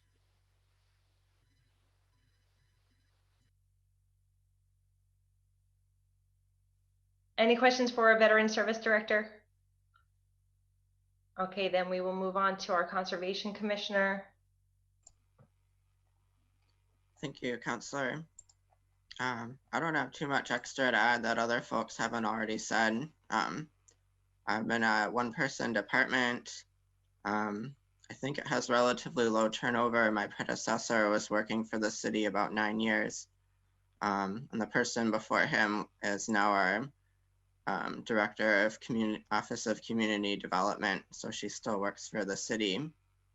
As far as I know, there was a shared clerical help position that was brought on a few years ago when this position expanded to include sustainability projects. So managing the MVP grant program in green communities. For a reason that's no one's fault, that position has been unfilled the entire time I've been working for the city since I started in February. So in addition to getting up to speed and the challenges of transition, when there's no one who can really help you with that, you're looking through the files on your own. In addition to that, I've been, typing all the minutes from our meetings and creating agendas and scheduling and the things that position, was supposed to be doing. That's been posted now, it got resolved, and it's no one's fault here, but in terms of getting used to the position and the responsibilities, that's sort of what's been going on. It just takes extra time away from, loftier projects, I guess. Yeah, I guess the only other thing I would add that I haven't really heard discussed is the fact that there's generational forces at play that I think need to be thought about as well. People, towards the beginning of their careers right now are coming with a lot of different challenges. Student loan debt, trying to buy their first house at a much later age than perhaps previous generations. I think that needs to be thought about as well in terms of attracting talent to the city and getting them, to stick around. I would like to stay working in Holyoke for a long time. It's something that I've noticed going on in other departments. People are coming with great education and enthusiasm. And for whatever reason, salary and wages, I think, are a big part of that. But, you know, this is a nationwide phenomenon. We're just more prone to drifting along and, you know, seeking out other opportunities and not necessarily being as tied to one geographic area. So it's a little beyond the scope of the study, but I think that needs to be considered as well. Thank you. Just want to clarify, so you have one open position that is posted. Do you know for how long that's been posted now? I think a few weeks. It's a shared position with the Office of Planning and Economic Development. So I've not been as up to date on the progress of that. Okay, so then that is, you know, less than a month anyway. Less than a month it's posted, but few weeks. And then I do believe, and maybe Hector, you could speak to this, but I believe that Andrew Smith left the Conservation Commissioner position here in Holyoke for another municipality. And it was a salary-based movement. It's, oh, sorry. Go ahead, if you have the answer. So he now works for the state grant program that the Municipal Vulnerability Preparedness. Yeah, I think in a sense, it's kind of a scaling up of the efforts that he was pursuing in Holyoke. Great, thank you for that. Any questions for our Conservation Commissioner? I see none, so thanks so much for the input. We're moving on to the library, and I think that a large bulk of the non-union employees in the salary were from the library, so this will be sort of a discussion in and of itself. I know Maria is there, and I am. Yeah, Maria, why don't you take the lead, and if you think that you want to have Bellamy chime in where you think it's appropriate, I'll let you sort of tap him where you feel like you need to. Yeah, I want to thank you for giving us the opportunity, and for Bellamy and George, and I believe Johan is also here, support for the library and for this project that you have at your hands. I already sent you the information that you requested for the library in the past year before COVID, just in the 2019 to early 2020 before COVID. I had 6 people leave, and everything was because they found a better paying position, almost in the same area. I believe only one moved from working in a library to something else, but everybody stayed within the working in the library. So they took the experience and the opportunity that they had here, and now they are being paid better in another location. When it comes time to fill those positions, it's hard. Just like every other department that you have heard, it takes time to get the people in, being interviewed, and then the offer is probably not there because they were looking for something more. The community is an aging community, and to get people, young people, to come in and spend their lifetime, let's say, working in the community, it takes a dedication. It really does. So people coming in, they want instant gratification in regards to being rewarded. If after a year they see that insurance went up, everything that they have to pay for is up, but their pay is not, it stays the same. It's like they were saying, the building person was saying, it's like getting a cut, because if you add that with no cost of living added to your pay and everything they have to pay, that is a cut in your check. And then if you say it's a 260 days year that you're going to work versus a 262 days, your paycheck is going to get smaller. We have, for the young people that come in, they have families that they want to take care of, that they need to take care of. they want to start a family. They can't do it with the kind of salary that we pay. There was one time that working at the library, it was a lifetime commitment for anybody that working in the library. Right now, it's not. 7 people left in a year, 6 of them before COVID, and everything was related to the money. It's like, I've been here 5 years and I'm still being paid the same. I've been here 14 years and I see the any increase very, very slow. And they have gone in to another community close by, and they are getting better pay with the experience that they received in our library. And it's unfortunately, I want to bring people that live in the community, work in the community, stay in the community, but it's impossible because those people that have what we need, the experience, the education, and the commitment, they rather go out to another community because they get better pay than what we pay them here. And it's putting more stress on those people that stay because one, they are committed to the job, they're loyal to the job. I still have people that are being paid $11.53 an hour. They get more than that, I believe, working at McDonald's.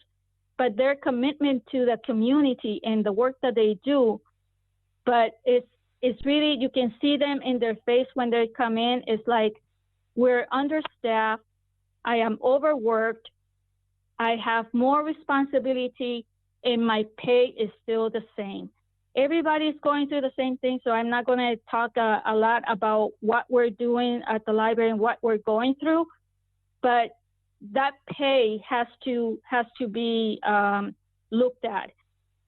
The library, since 1999, we've been trying to get the salary ordinance changed for the library under the leadership of Tom Schwab and then Terry Plum.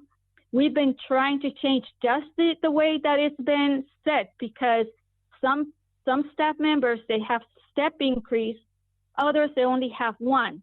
In all 18 employees that I have at this time, because I'm still have 3 positions that are not been filled, all of them are to the max. And they have not received, only a couple of them received just an increase, a 3% increase last year because of some ordinance change that happened. But that wasn't well taken by other people. That's like, I've been here over 5 years. I've been here 14, 15 years, and I don't get an increase because I'm already at the top of the second step because I have no other step to go to. So that is why people leave the city. This is a city that has a lot of potential. It has a lot of potential, and we just are not keeping that potential here. They rather go and work someplace else where they're going to be paid better than what they do here. Bellamy and George, I don't know if you want to say something in regards to that, because you've both been very involved in also getting this ordinance to change the salary schedule for the library and for this study to pass.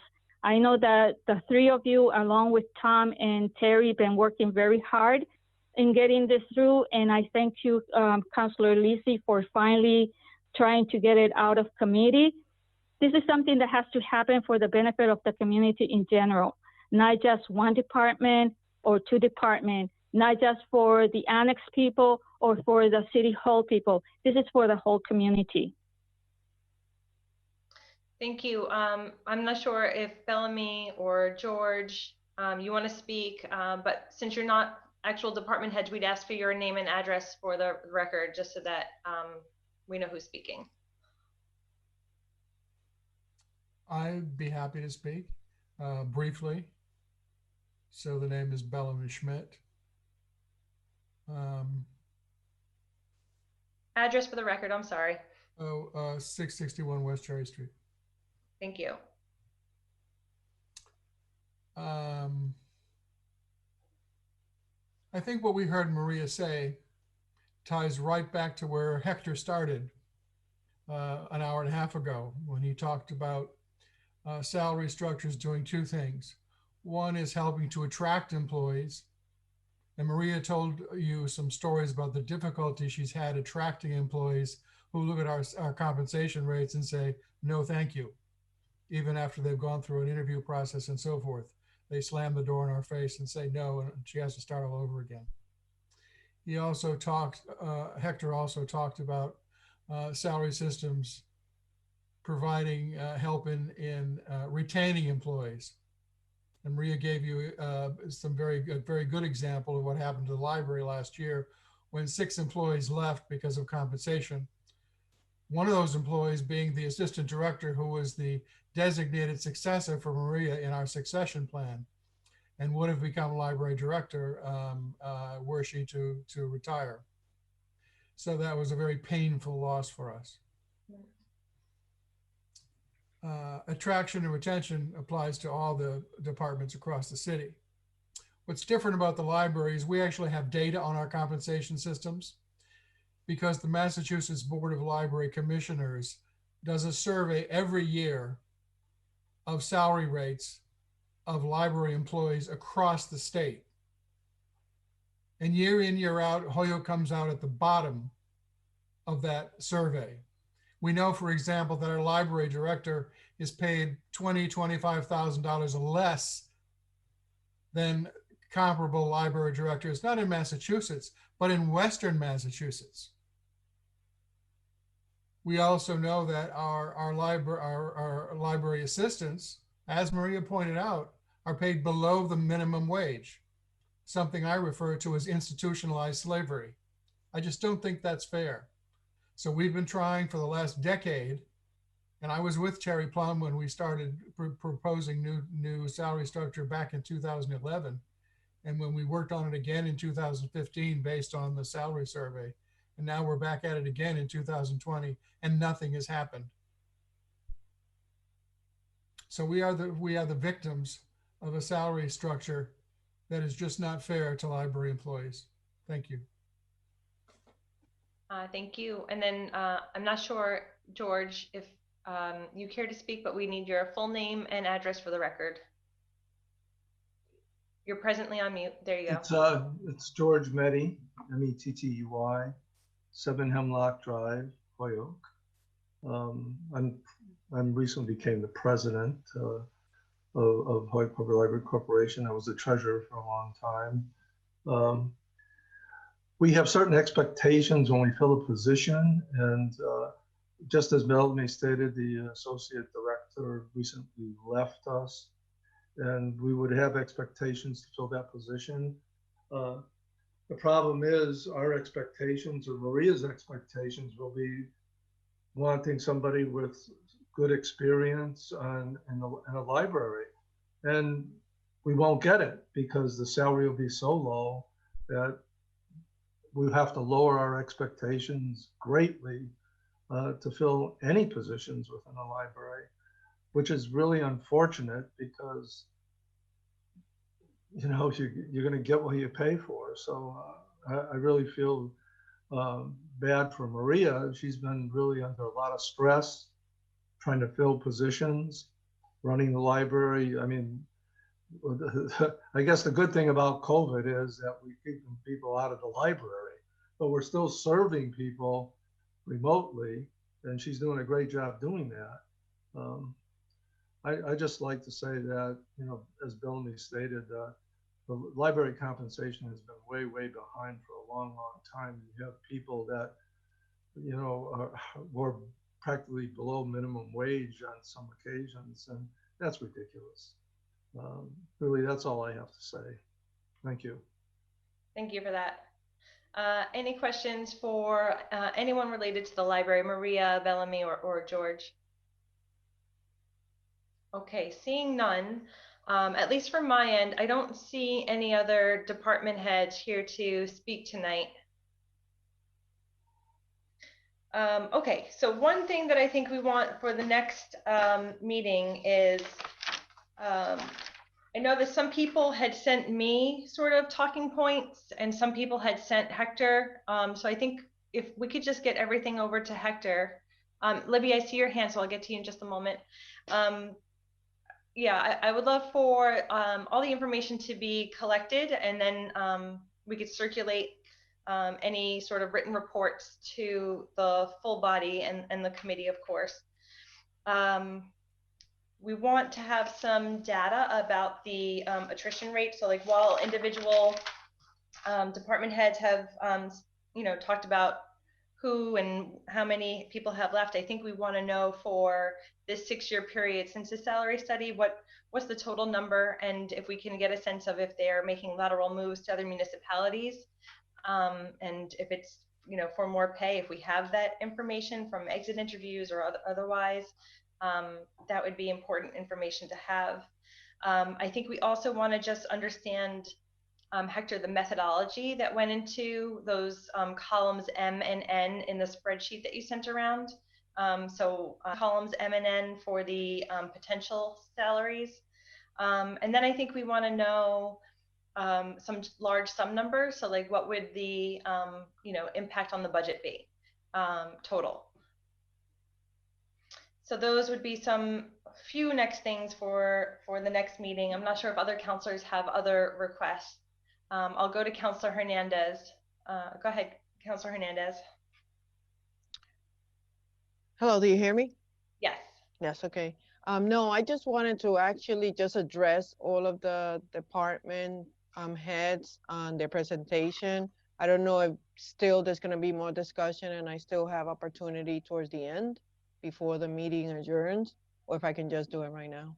No, I think we're going to wrap up this discussion, table it, and then take up, sort of a data and quantitative view. This was more qualitative, like people's stories about what's happening in their departments. And then next time we'll look more concretely at what the numbers are and how we might be able to make some of those adjustments that people were struggling with today.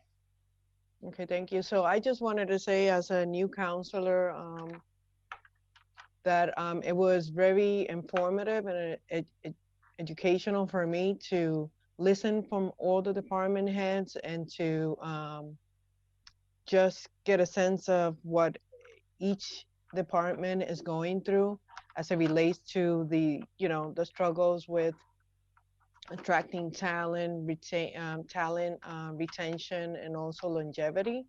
And just know that although I'm still in a learning process, I want you to know that I'm here to do my best to work with my colleagues and support you all in trying to transform, right, and to go through all this complex information and processes in order to be at a better place, that in the future we can have a better city and can retain the talent and have longevity throughout all of our departments. But thank you so much for presenting tonight. And I have learned so much that now I can understand a little bit of why things are not getting done or why the struggles. So now I have a better picture. Thank you all. Thank you. Counselor Bacon. You're on mute. Thank you. I'd be interested for our next meeting to know how many open positions we have and how long we've been trying to fill them. I know some remain open and they're not advertised, but I want to get a sense of if we're having to wait a really long time to fill them. Thank you. Mm-hmm. Any other requests from either committee members or counselors for information that we want for the next meeting? Counselor McGivern. Thank you, Counselor Lisi. And I do thank the department heads and everybody who showed up this evening to share their stories with us. I think it's important. I think we're collectively looking at government here tonight, and I heard a lot of great stories and quite frankly, I don't want to say sad stories, but in some areas, stories that are unnecessary if we did the right thing that's fair. I do think, and I'm excluding elected officials being the city council, but there are some full-time elected officials who the salaries have not been increased in 15 to 20 years. Matter of fact, one salary of one of our elected officials has gone through 2 different individuals without an increase. And I think we have to look at those. There's 3 of them that I'm talking about, their salaries also. I'd like to have some conversation about that in the future. Thank you for that. Yes, I do think that the elected officials' schedule should be looked at. You know, last time we sort of had separate discussions for each of the schedules.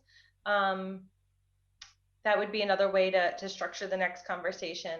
I believe we separated on purpose, you know, not to confuse the matter. And I'm talking about the full-time elected officials. So I'll just note, because I did get, yes, who's that? Councilor Lisi, excuse me, this is Maria. I just wanted to bring to your attention that the column M that you're talking about in that salary study 2020 update is exactly what the library staff is being paid at this moment. That's not an increase for us. That is what we are at this moment. So as you can see, we're all at the max. In the potentials, the M and N, columns M and N in the study? Yes. And that is correct. So the again, I just will reiterate that we'll review that spreadsheet again. But I do believe that there are going to be some positions,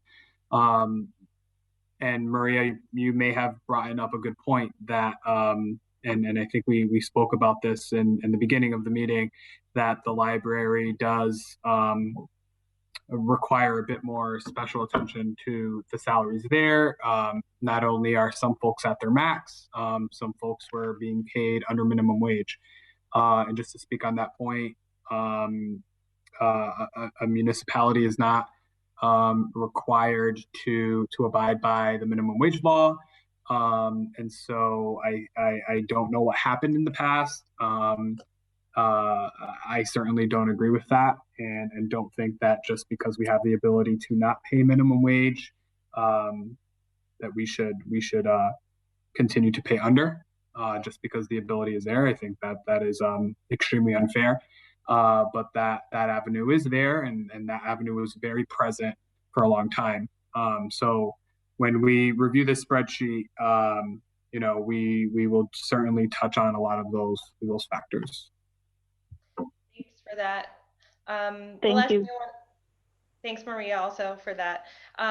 The last thing I want to note is that although they were not present in the call this evening, Chief Priskopowski from the Fire Department, Marcos Moreira from the Office of Planning and Economic Development, and Brenna McGee all said that they would have liked to attend, but they weren't able to because of conflicts, that they were in support of the salary schedule being updated, and would be writing letters to speak to why they're in favor of the adoption.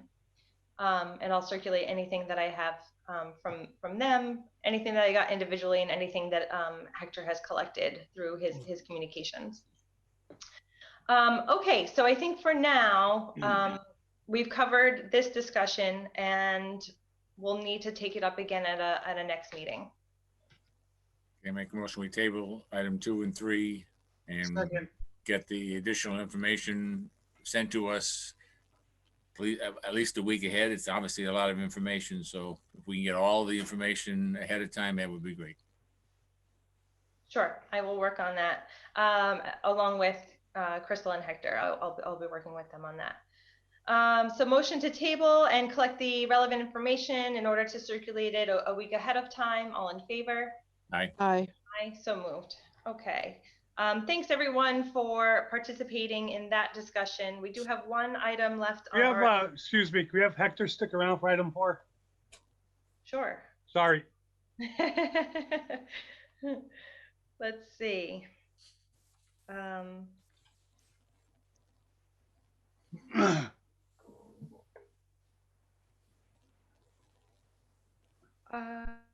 losing my space here.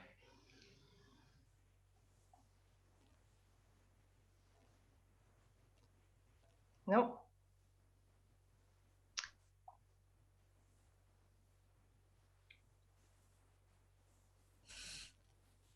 Here it is. Sorry about that. So item number 4 on the agenda is filed by Councilor McGee from June of this year, that the hourly wage for reserve officers, I thought this was Murphy actually. Murph, was this you? It was a combination. There's actually 4 of us who filed it. Terry, Todd, myself, and Peter. Okay, thanks for that clarification. That the hourly wage for reserve officers be raised from its current to a 14, I believe it's supposed to say $14.95 an hour. No, it's $14.95 an hour. It's currently $14.95. So we want to raise it from $14.95. Okay, thank you. From its current $14.95 an hour. Right. Okay, so all in favor for this discussion to take place? Aye. Aye. So moved. Okay, so under discussion, Councilor Murphy, as the sponsoring counselor that's on the committee, do you want to speak to where this is coming from and where you'd like it to go? I mean, I just think our reserve police officers are out there doing a job that obviously has some serious personal safety issues, as well as the safety of the community. At $14.95 an hour, I mean, obviously the $15 is somewhat the minimum wage people are looking for, but in this particular position, our goal is to do 2 things: get reserve police officers working for us, getting as much work as they can, and then knowing that they are good police officers, eventually ending up promoting them to become official police officers for the city. So, and I just think someone in that position who could be in a position to do extremely important work in terms of safety and in terms of the community's protection deserves more than $14.95 an hour. I'm not exactly sure what the rate would be, what should be. I think this may be a case where we do some kind of comparison, but I'm certainly thinking that at $14.95 an hour, it just does not cut what I'm asking them to do. Councilor McGivern, and then we'll go over to Hector to see if he has some ideas about where to go with this. Thank you, Councilor Lisi. I'm a strong advocate to raise this per diem. Just a quick update on, or a quick review of what reserve officers are to the police department. First of all, we created the reserve officer years ago to help in our hiring process itself. What it gives us is the ability to, off of a civil service list, to hire a reserve officer and actually send them to the academy and have them ready to work or ready to fill the next permanent position that opens. Now, over the years, they were used sparingly after the academy, but with the cooperation of the Patrolmen's Union, in recent years, they've been used much more regular to fill in positions, to do extra duties, to do everything that a patrol officer does. Mind you that this includes carrying a gun, this includes being put in harm's way, and it's a big help to the chief of police and a big help to the scheduling of the department itself. $14.95 is well, compared to the minimum wage in Massachusetts is $12. $14.95 if, and these are not full-time people, but if they were full-time people, still would not be making $30,000 a year. So I think we have to keep that in mind, that when we ask someone to put in their hours, that paying them at a rate that would be less than $30,000 a year for the type of responsibility this position carries makes no sense. Many of them, are working other jobs, but if the chief of police calls upon them, if they refuse to work, I think it's 3 times, the chief can remove them. If there's not good reason, the chief can remove them from the list and they lose their slot to become a permanent police officer. So it's not just they work when they want to, they sometimes have to work to keep the position on the list current. These men and women are put in, into positions just like the rest of our patrol officers, the rest of our men and women on the force. And I think it's been a long time since we've addressed the hourly per diem. The statewide average is $17. I don't know community by community in Western Mass exactly what the average is, but statewide it's an average of 17. So I think it's time that we catch up with the times and pay the men and women who are out there protecting us, what they're worth. Great. Hector, do you want to add to this? I certainly hear those concerns, and I support them as well. I think that there are pools of employees citywide. Obviously, that's why we're having this discussion tonight in terms of salaries that need to be addressed. I don't, it may be up to the council in terms of strategically determining how we're going to execute this. I don't know if we want to execute everyone as a whole, or if we want to execute in terms of priority or farthest out that has received a raise or whatever the case may be. I know library has been a large topic. Now we're hearing about the reserve officers. I am in favor that I think there are a lot of these positions need attention. And I think it's been far too long that, that has been disregarded. So I am definitely in support, especially in terms of the overall goal. For me personally, I'm not looking at particular positions. I'm looking at it from the perspective of City of Holyoke as an employer, and making sure that we are doing our due diligence of reviewing all of these salaries and the positions in question, and bringing up those that have, unfortunately have lacked all of these years, those roles, and bringing them to where they should be today. So I'm in support of any position that's in question, including our reserve officers. And in terms of how to execute any of these positions, or speaking on the latter, I can certainly send out a questionnaire to surrounding communities or statewide. It seems like we may have already gotten that data. Councilor Joe McGivern, if you can, if you have the data accessible to you that you can forward to me, that'd be fantastic. If not, I can certainly just send something out where I can retrieve all that information and hopefully be prepared to touch on that. I will say that a request to other municipalities is simply that. So not always will we get a response in a timely order in terms of meeting our next meeting timeline. But a lot of communities have been responsive to a lot of things that have been sent out, because I think that so.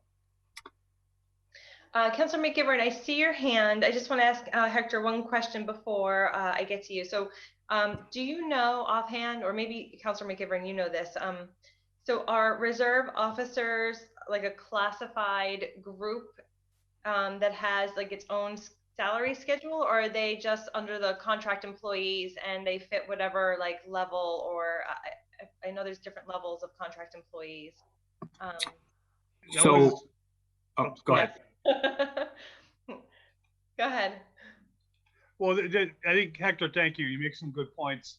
They don't fit anywhere in what we just did as a salary study. And the reason I say that is they work at the whim of the chief of police or the captain who is in charge of filling the schedule. They don't have any set hours. They're not even part-time employees. They might work 5 hours, 6 hours in a given week. They might work 20 or 25 hours in a given week. It's dependent upon how much money is in the budget. It's a one-line item. Individually, they are called upon to fill in for a shift. They're called upon to do an extra duty shift.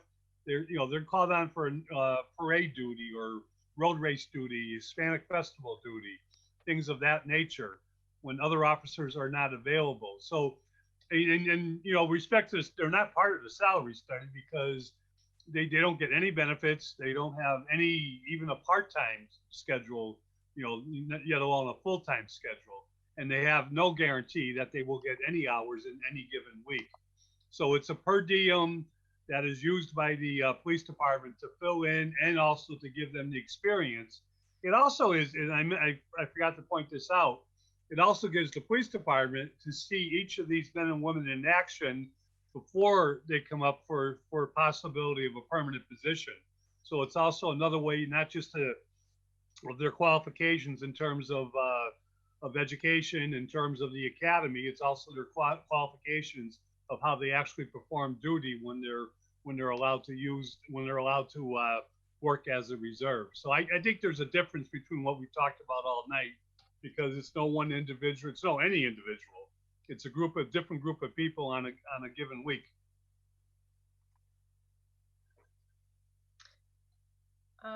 Okay, I was just trying to look through the compensation schedule, but I thought there was under the contract employees, like the per diem rates, but perhaps not. No, they're nothing to do with the union. I checked that. Except the union, can talk about when they're used or when they're not used, because they take over union positions. No, I thought it was under the like the Schedule C for contracted employees. I thought there was a per diem, and it was like $3. Like there were 3 levels. Like one was like $3 above minimum wage, and I'm not seeing it here easily. But anyhow, it would be worthwhile just understanding whether we need to carve out something particular to reserve officers, or if there is a category for per diem hires where we could say, reserve officers would be hired under the schedule for contract employees, per diem rate at level whatever, which is $3 higher than minimum wage for the state. I mean, things that can be kept general and that move with sort of the market in that way, where like if the state sets a minimum wage, and we could just say that our per diem rate for level 1, level 2, level 3 is however much many dollars more than that minimum wage. I think that has more sort of longevity in terms of like it'll work for the city for a longer period of time than if we set a concrete rate, because if we set it, I don't know, at $17 today, how many years until we have to like revisit that schedule and it becomes outdated? Whereas if we say it's X many dollars above minimum wage, it moves with the state's minimum wage. So it would just be interesting to understand the different ways that we could address this issue. Yes, Councilor Lisi. So our seasonal temp and miscellaneous schedule, if I'm not mistaken, seasonal and temp are certainly the same category. I think our miscellaneous is also part of that. And they are the listing of positions that are designated as what you were referring to, $1 or $2 or $2.50 above minimum wage. That is the miscellaneous salary schedule. Yeah. So a lot of our staff, I don't know off the top of my head if the library falls in with if they have employees that fall under this category, because I know that they have their own schedule. But Wisteria Hearst, Park and Recs, so our lifeguards during the summer season or whichever season, I think there's indoor pools, and any department that would need to utilize seasonal or temp workers, and that may be even a department that is looking to hire a temporary employee to conduct a large scale project. So if we're, rather than contracting with a vendor, or not a vendor, but a consultant or something of that sort, or a contractor, you might be able to hire a particular individual to conduct a project that's department specific, but depending on the regulations or the wording or the language of existing documents, or contract language, you might be subject to limiting yourself to pay someone minimum wage. Currently in Massachusetts this year is $12.75. I think next year it's going to be going up to $13.50. Our existing language, level 2, is $1 above minimum wage. So currently we have the ability to pay a lifeguard $13.75. I know Terry Shepard has had problems hiring those lifeguards for the summer season. I think we missed that conversation this year due to COVID. But next year, if the pools open back up, our lifeguards are also underpaid during the summer season. Or again, if we're hiring someone for a particular department, and I know this has come up as a roadblock for some departments who are looking to hire someone just for a temporary period of time.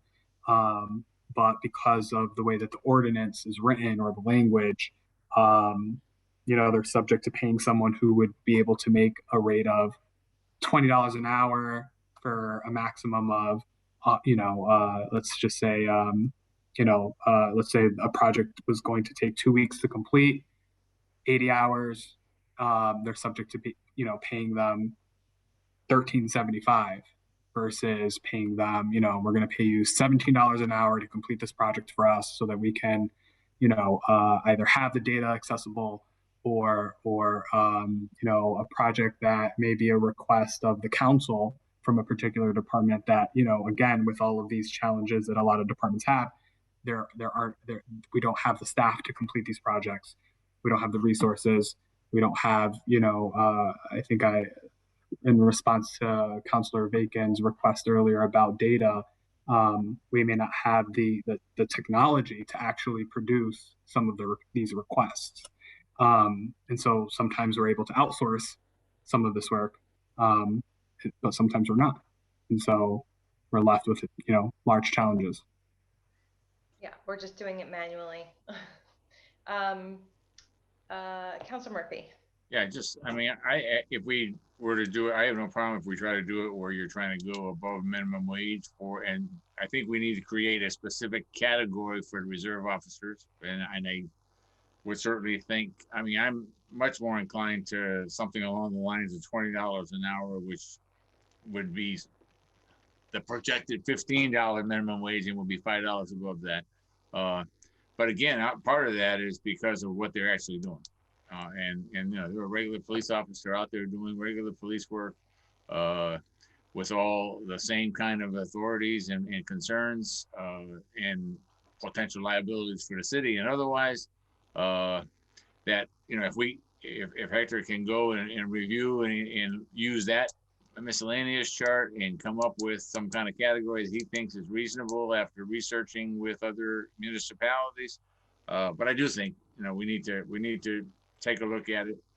It's not that we're having a hard time getting reserve officers. It's just a matter of trying to put them when they're out there doing those kind of jobs that they're at least getting some special recognition, if you will. So, I have no problem tabling this and asking Hector to see if we can do a miscellaneous schedule, which would create a specific reference for the police reserve officers, and then come up with a suggested salary. And if it's related to minimum wage, any percent or dollars after that, or a percentage or whatever the case might be, I'd be fine with that. But I would like to see us, if we can, to move this in the next, if we can get this at the next meeting of the Ordinance Committee, and then potentially sometime in December, maybe we get to act on it. And there is $100,000 in the budget to cover 24 reserve officers. Now, I don't know if we have 24 right now, but that's what's in the budget. Obviously, we would have to live with that. But again, as Councilman McGivern said, it's not tied to a specific reserve officer. It's tied to what we need to do. And these are the people, almost without exception, that are going to be our police force for the next 15 or 20 or 30 years. So if we can try to make sure we're getting people and recognize what they're doing, and also make them recognize that they're in a very important position, and we recognize that. Not that other people are not, but again, the danger situation and the public safety situation is what kind of made me, when I saw the 1495, I thought we just got to make some adjustments there. And I don't disagree that we need to make adjustments with the library. I met with Maria a while ago, and when I saw those salaries, I was flabbergasted by what was there. Yeah. All right, so we'll work on getting some numbers and some sort of data and justification for where we should set the new rate for, if not the next meeting, the one following that. But I think that for now we can table this. Does that sound right? It sounds all right. I just want to check with Councilor McGivern because he was also a co-sponsor. No, that's fine. And Hector, to your request, if you go into ZipRecruiter, you can go city by city as to a part-time police officer salary. I'll make sure he gets that note. I have it here in case he's left the room or something. I'll make sure he gets that, Councilor McGivern. And so I'll make a motion, we table this and ask the Personnel Department for a report on suggested miscellaneous salary scale that would include reserve police officers. Second. Motion has been made and seconded. All in favor? Aye. Aye. Okay, I left the agenda somewhat small because I knew that we had a lot of folks coming in here to speak this evening. I think we're all set, and we'll be meeting next on the 10th of November. Councilor Lisi, can I just add something? Sure. In terms of different communities structure their salary schedules differently. So if we're going to use the term of miscellaneous salary schedule, which is how Holyoke classifies it, which also has particular positions listed within it. If the council has a question about a particular position or role or department, I would ask that you guys, send that information over to me so that I can gather that, because if I can't send a request of other communities to ask them, what does your miscellaneous salary schedule look like currently, because it may not be, and it may not contain the positions that we're looking to review. No, I think the question at hand is we want to do a side-by-side comparison on the reserve officer salaries, right. And then if we embed that within our miscellaneous schedule, or if it lands somewhere else, I'm not exactly sure where it is today, but I think what Councilor Murphy was saying was, maybe we just leave it where it is, or maybe we embed it within the miscellaneous salary schedule. I think it's really about the data gathering at this point, and then we can figure out where in the ordinance it is and if it needs to stay there or move. Okay. Yeah. Okay. Thanks everybody for participating and listening and taking in all this information.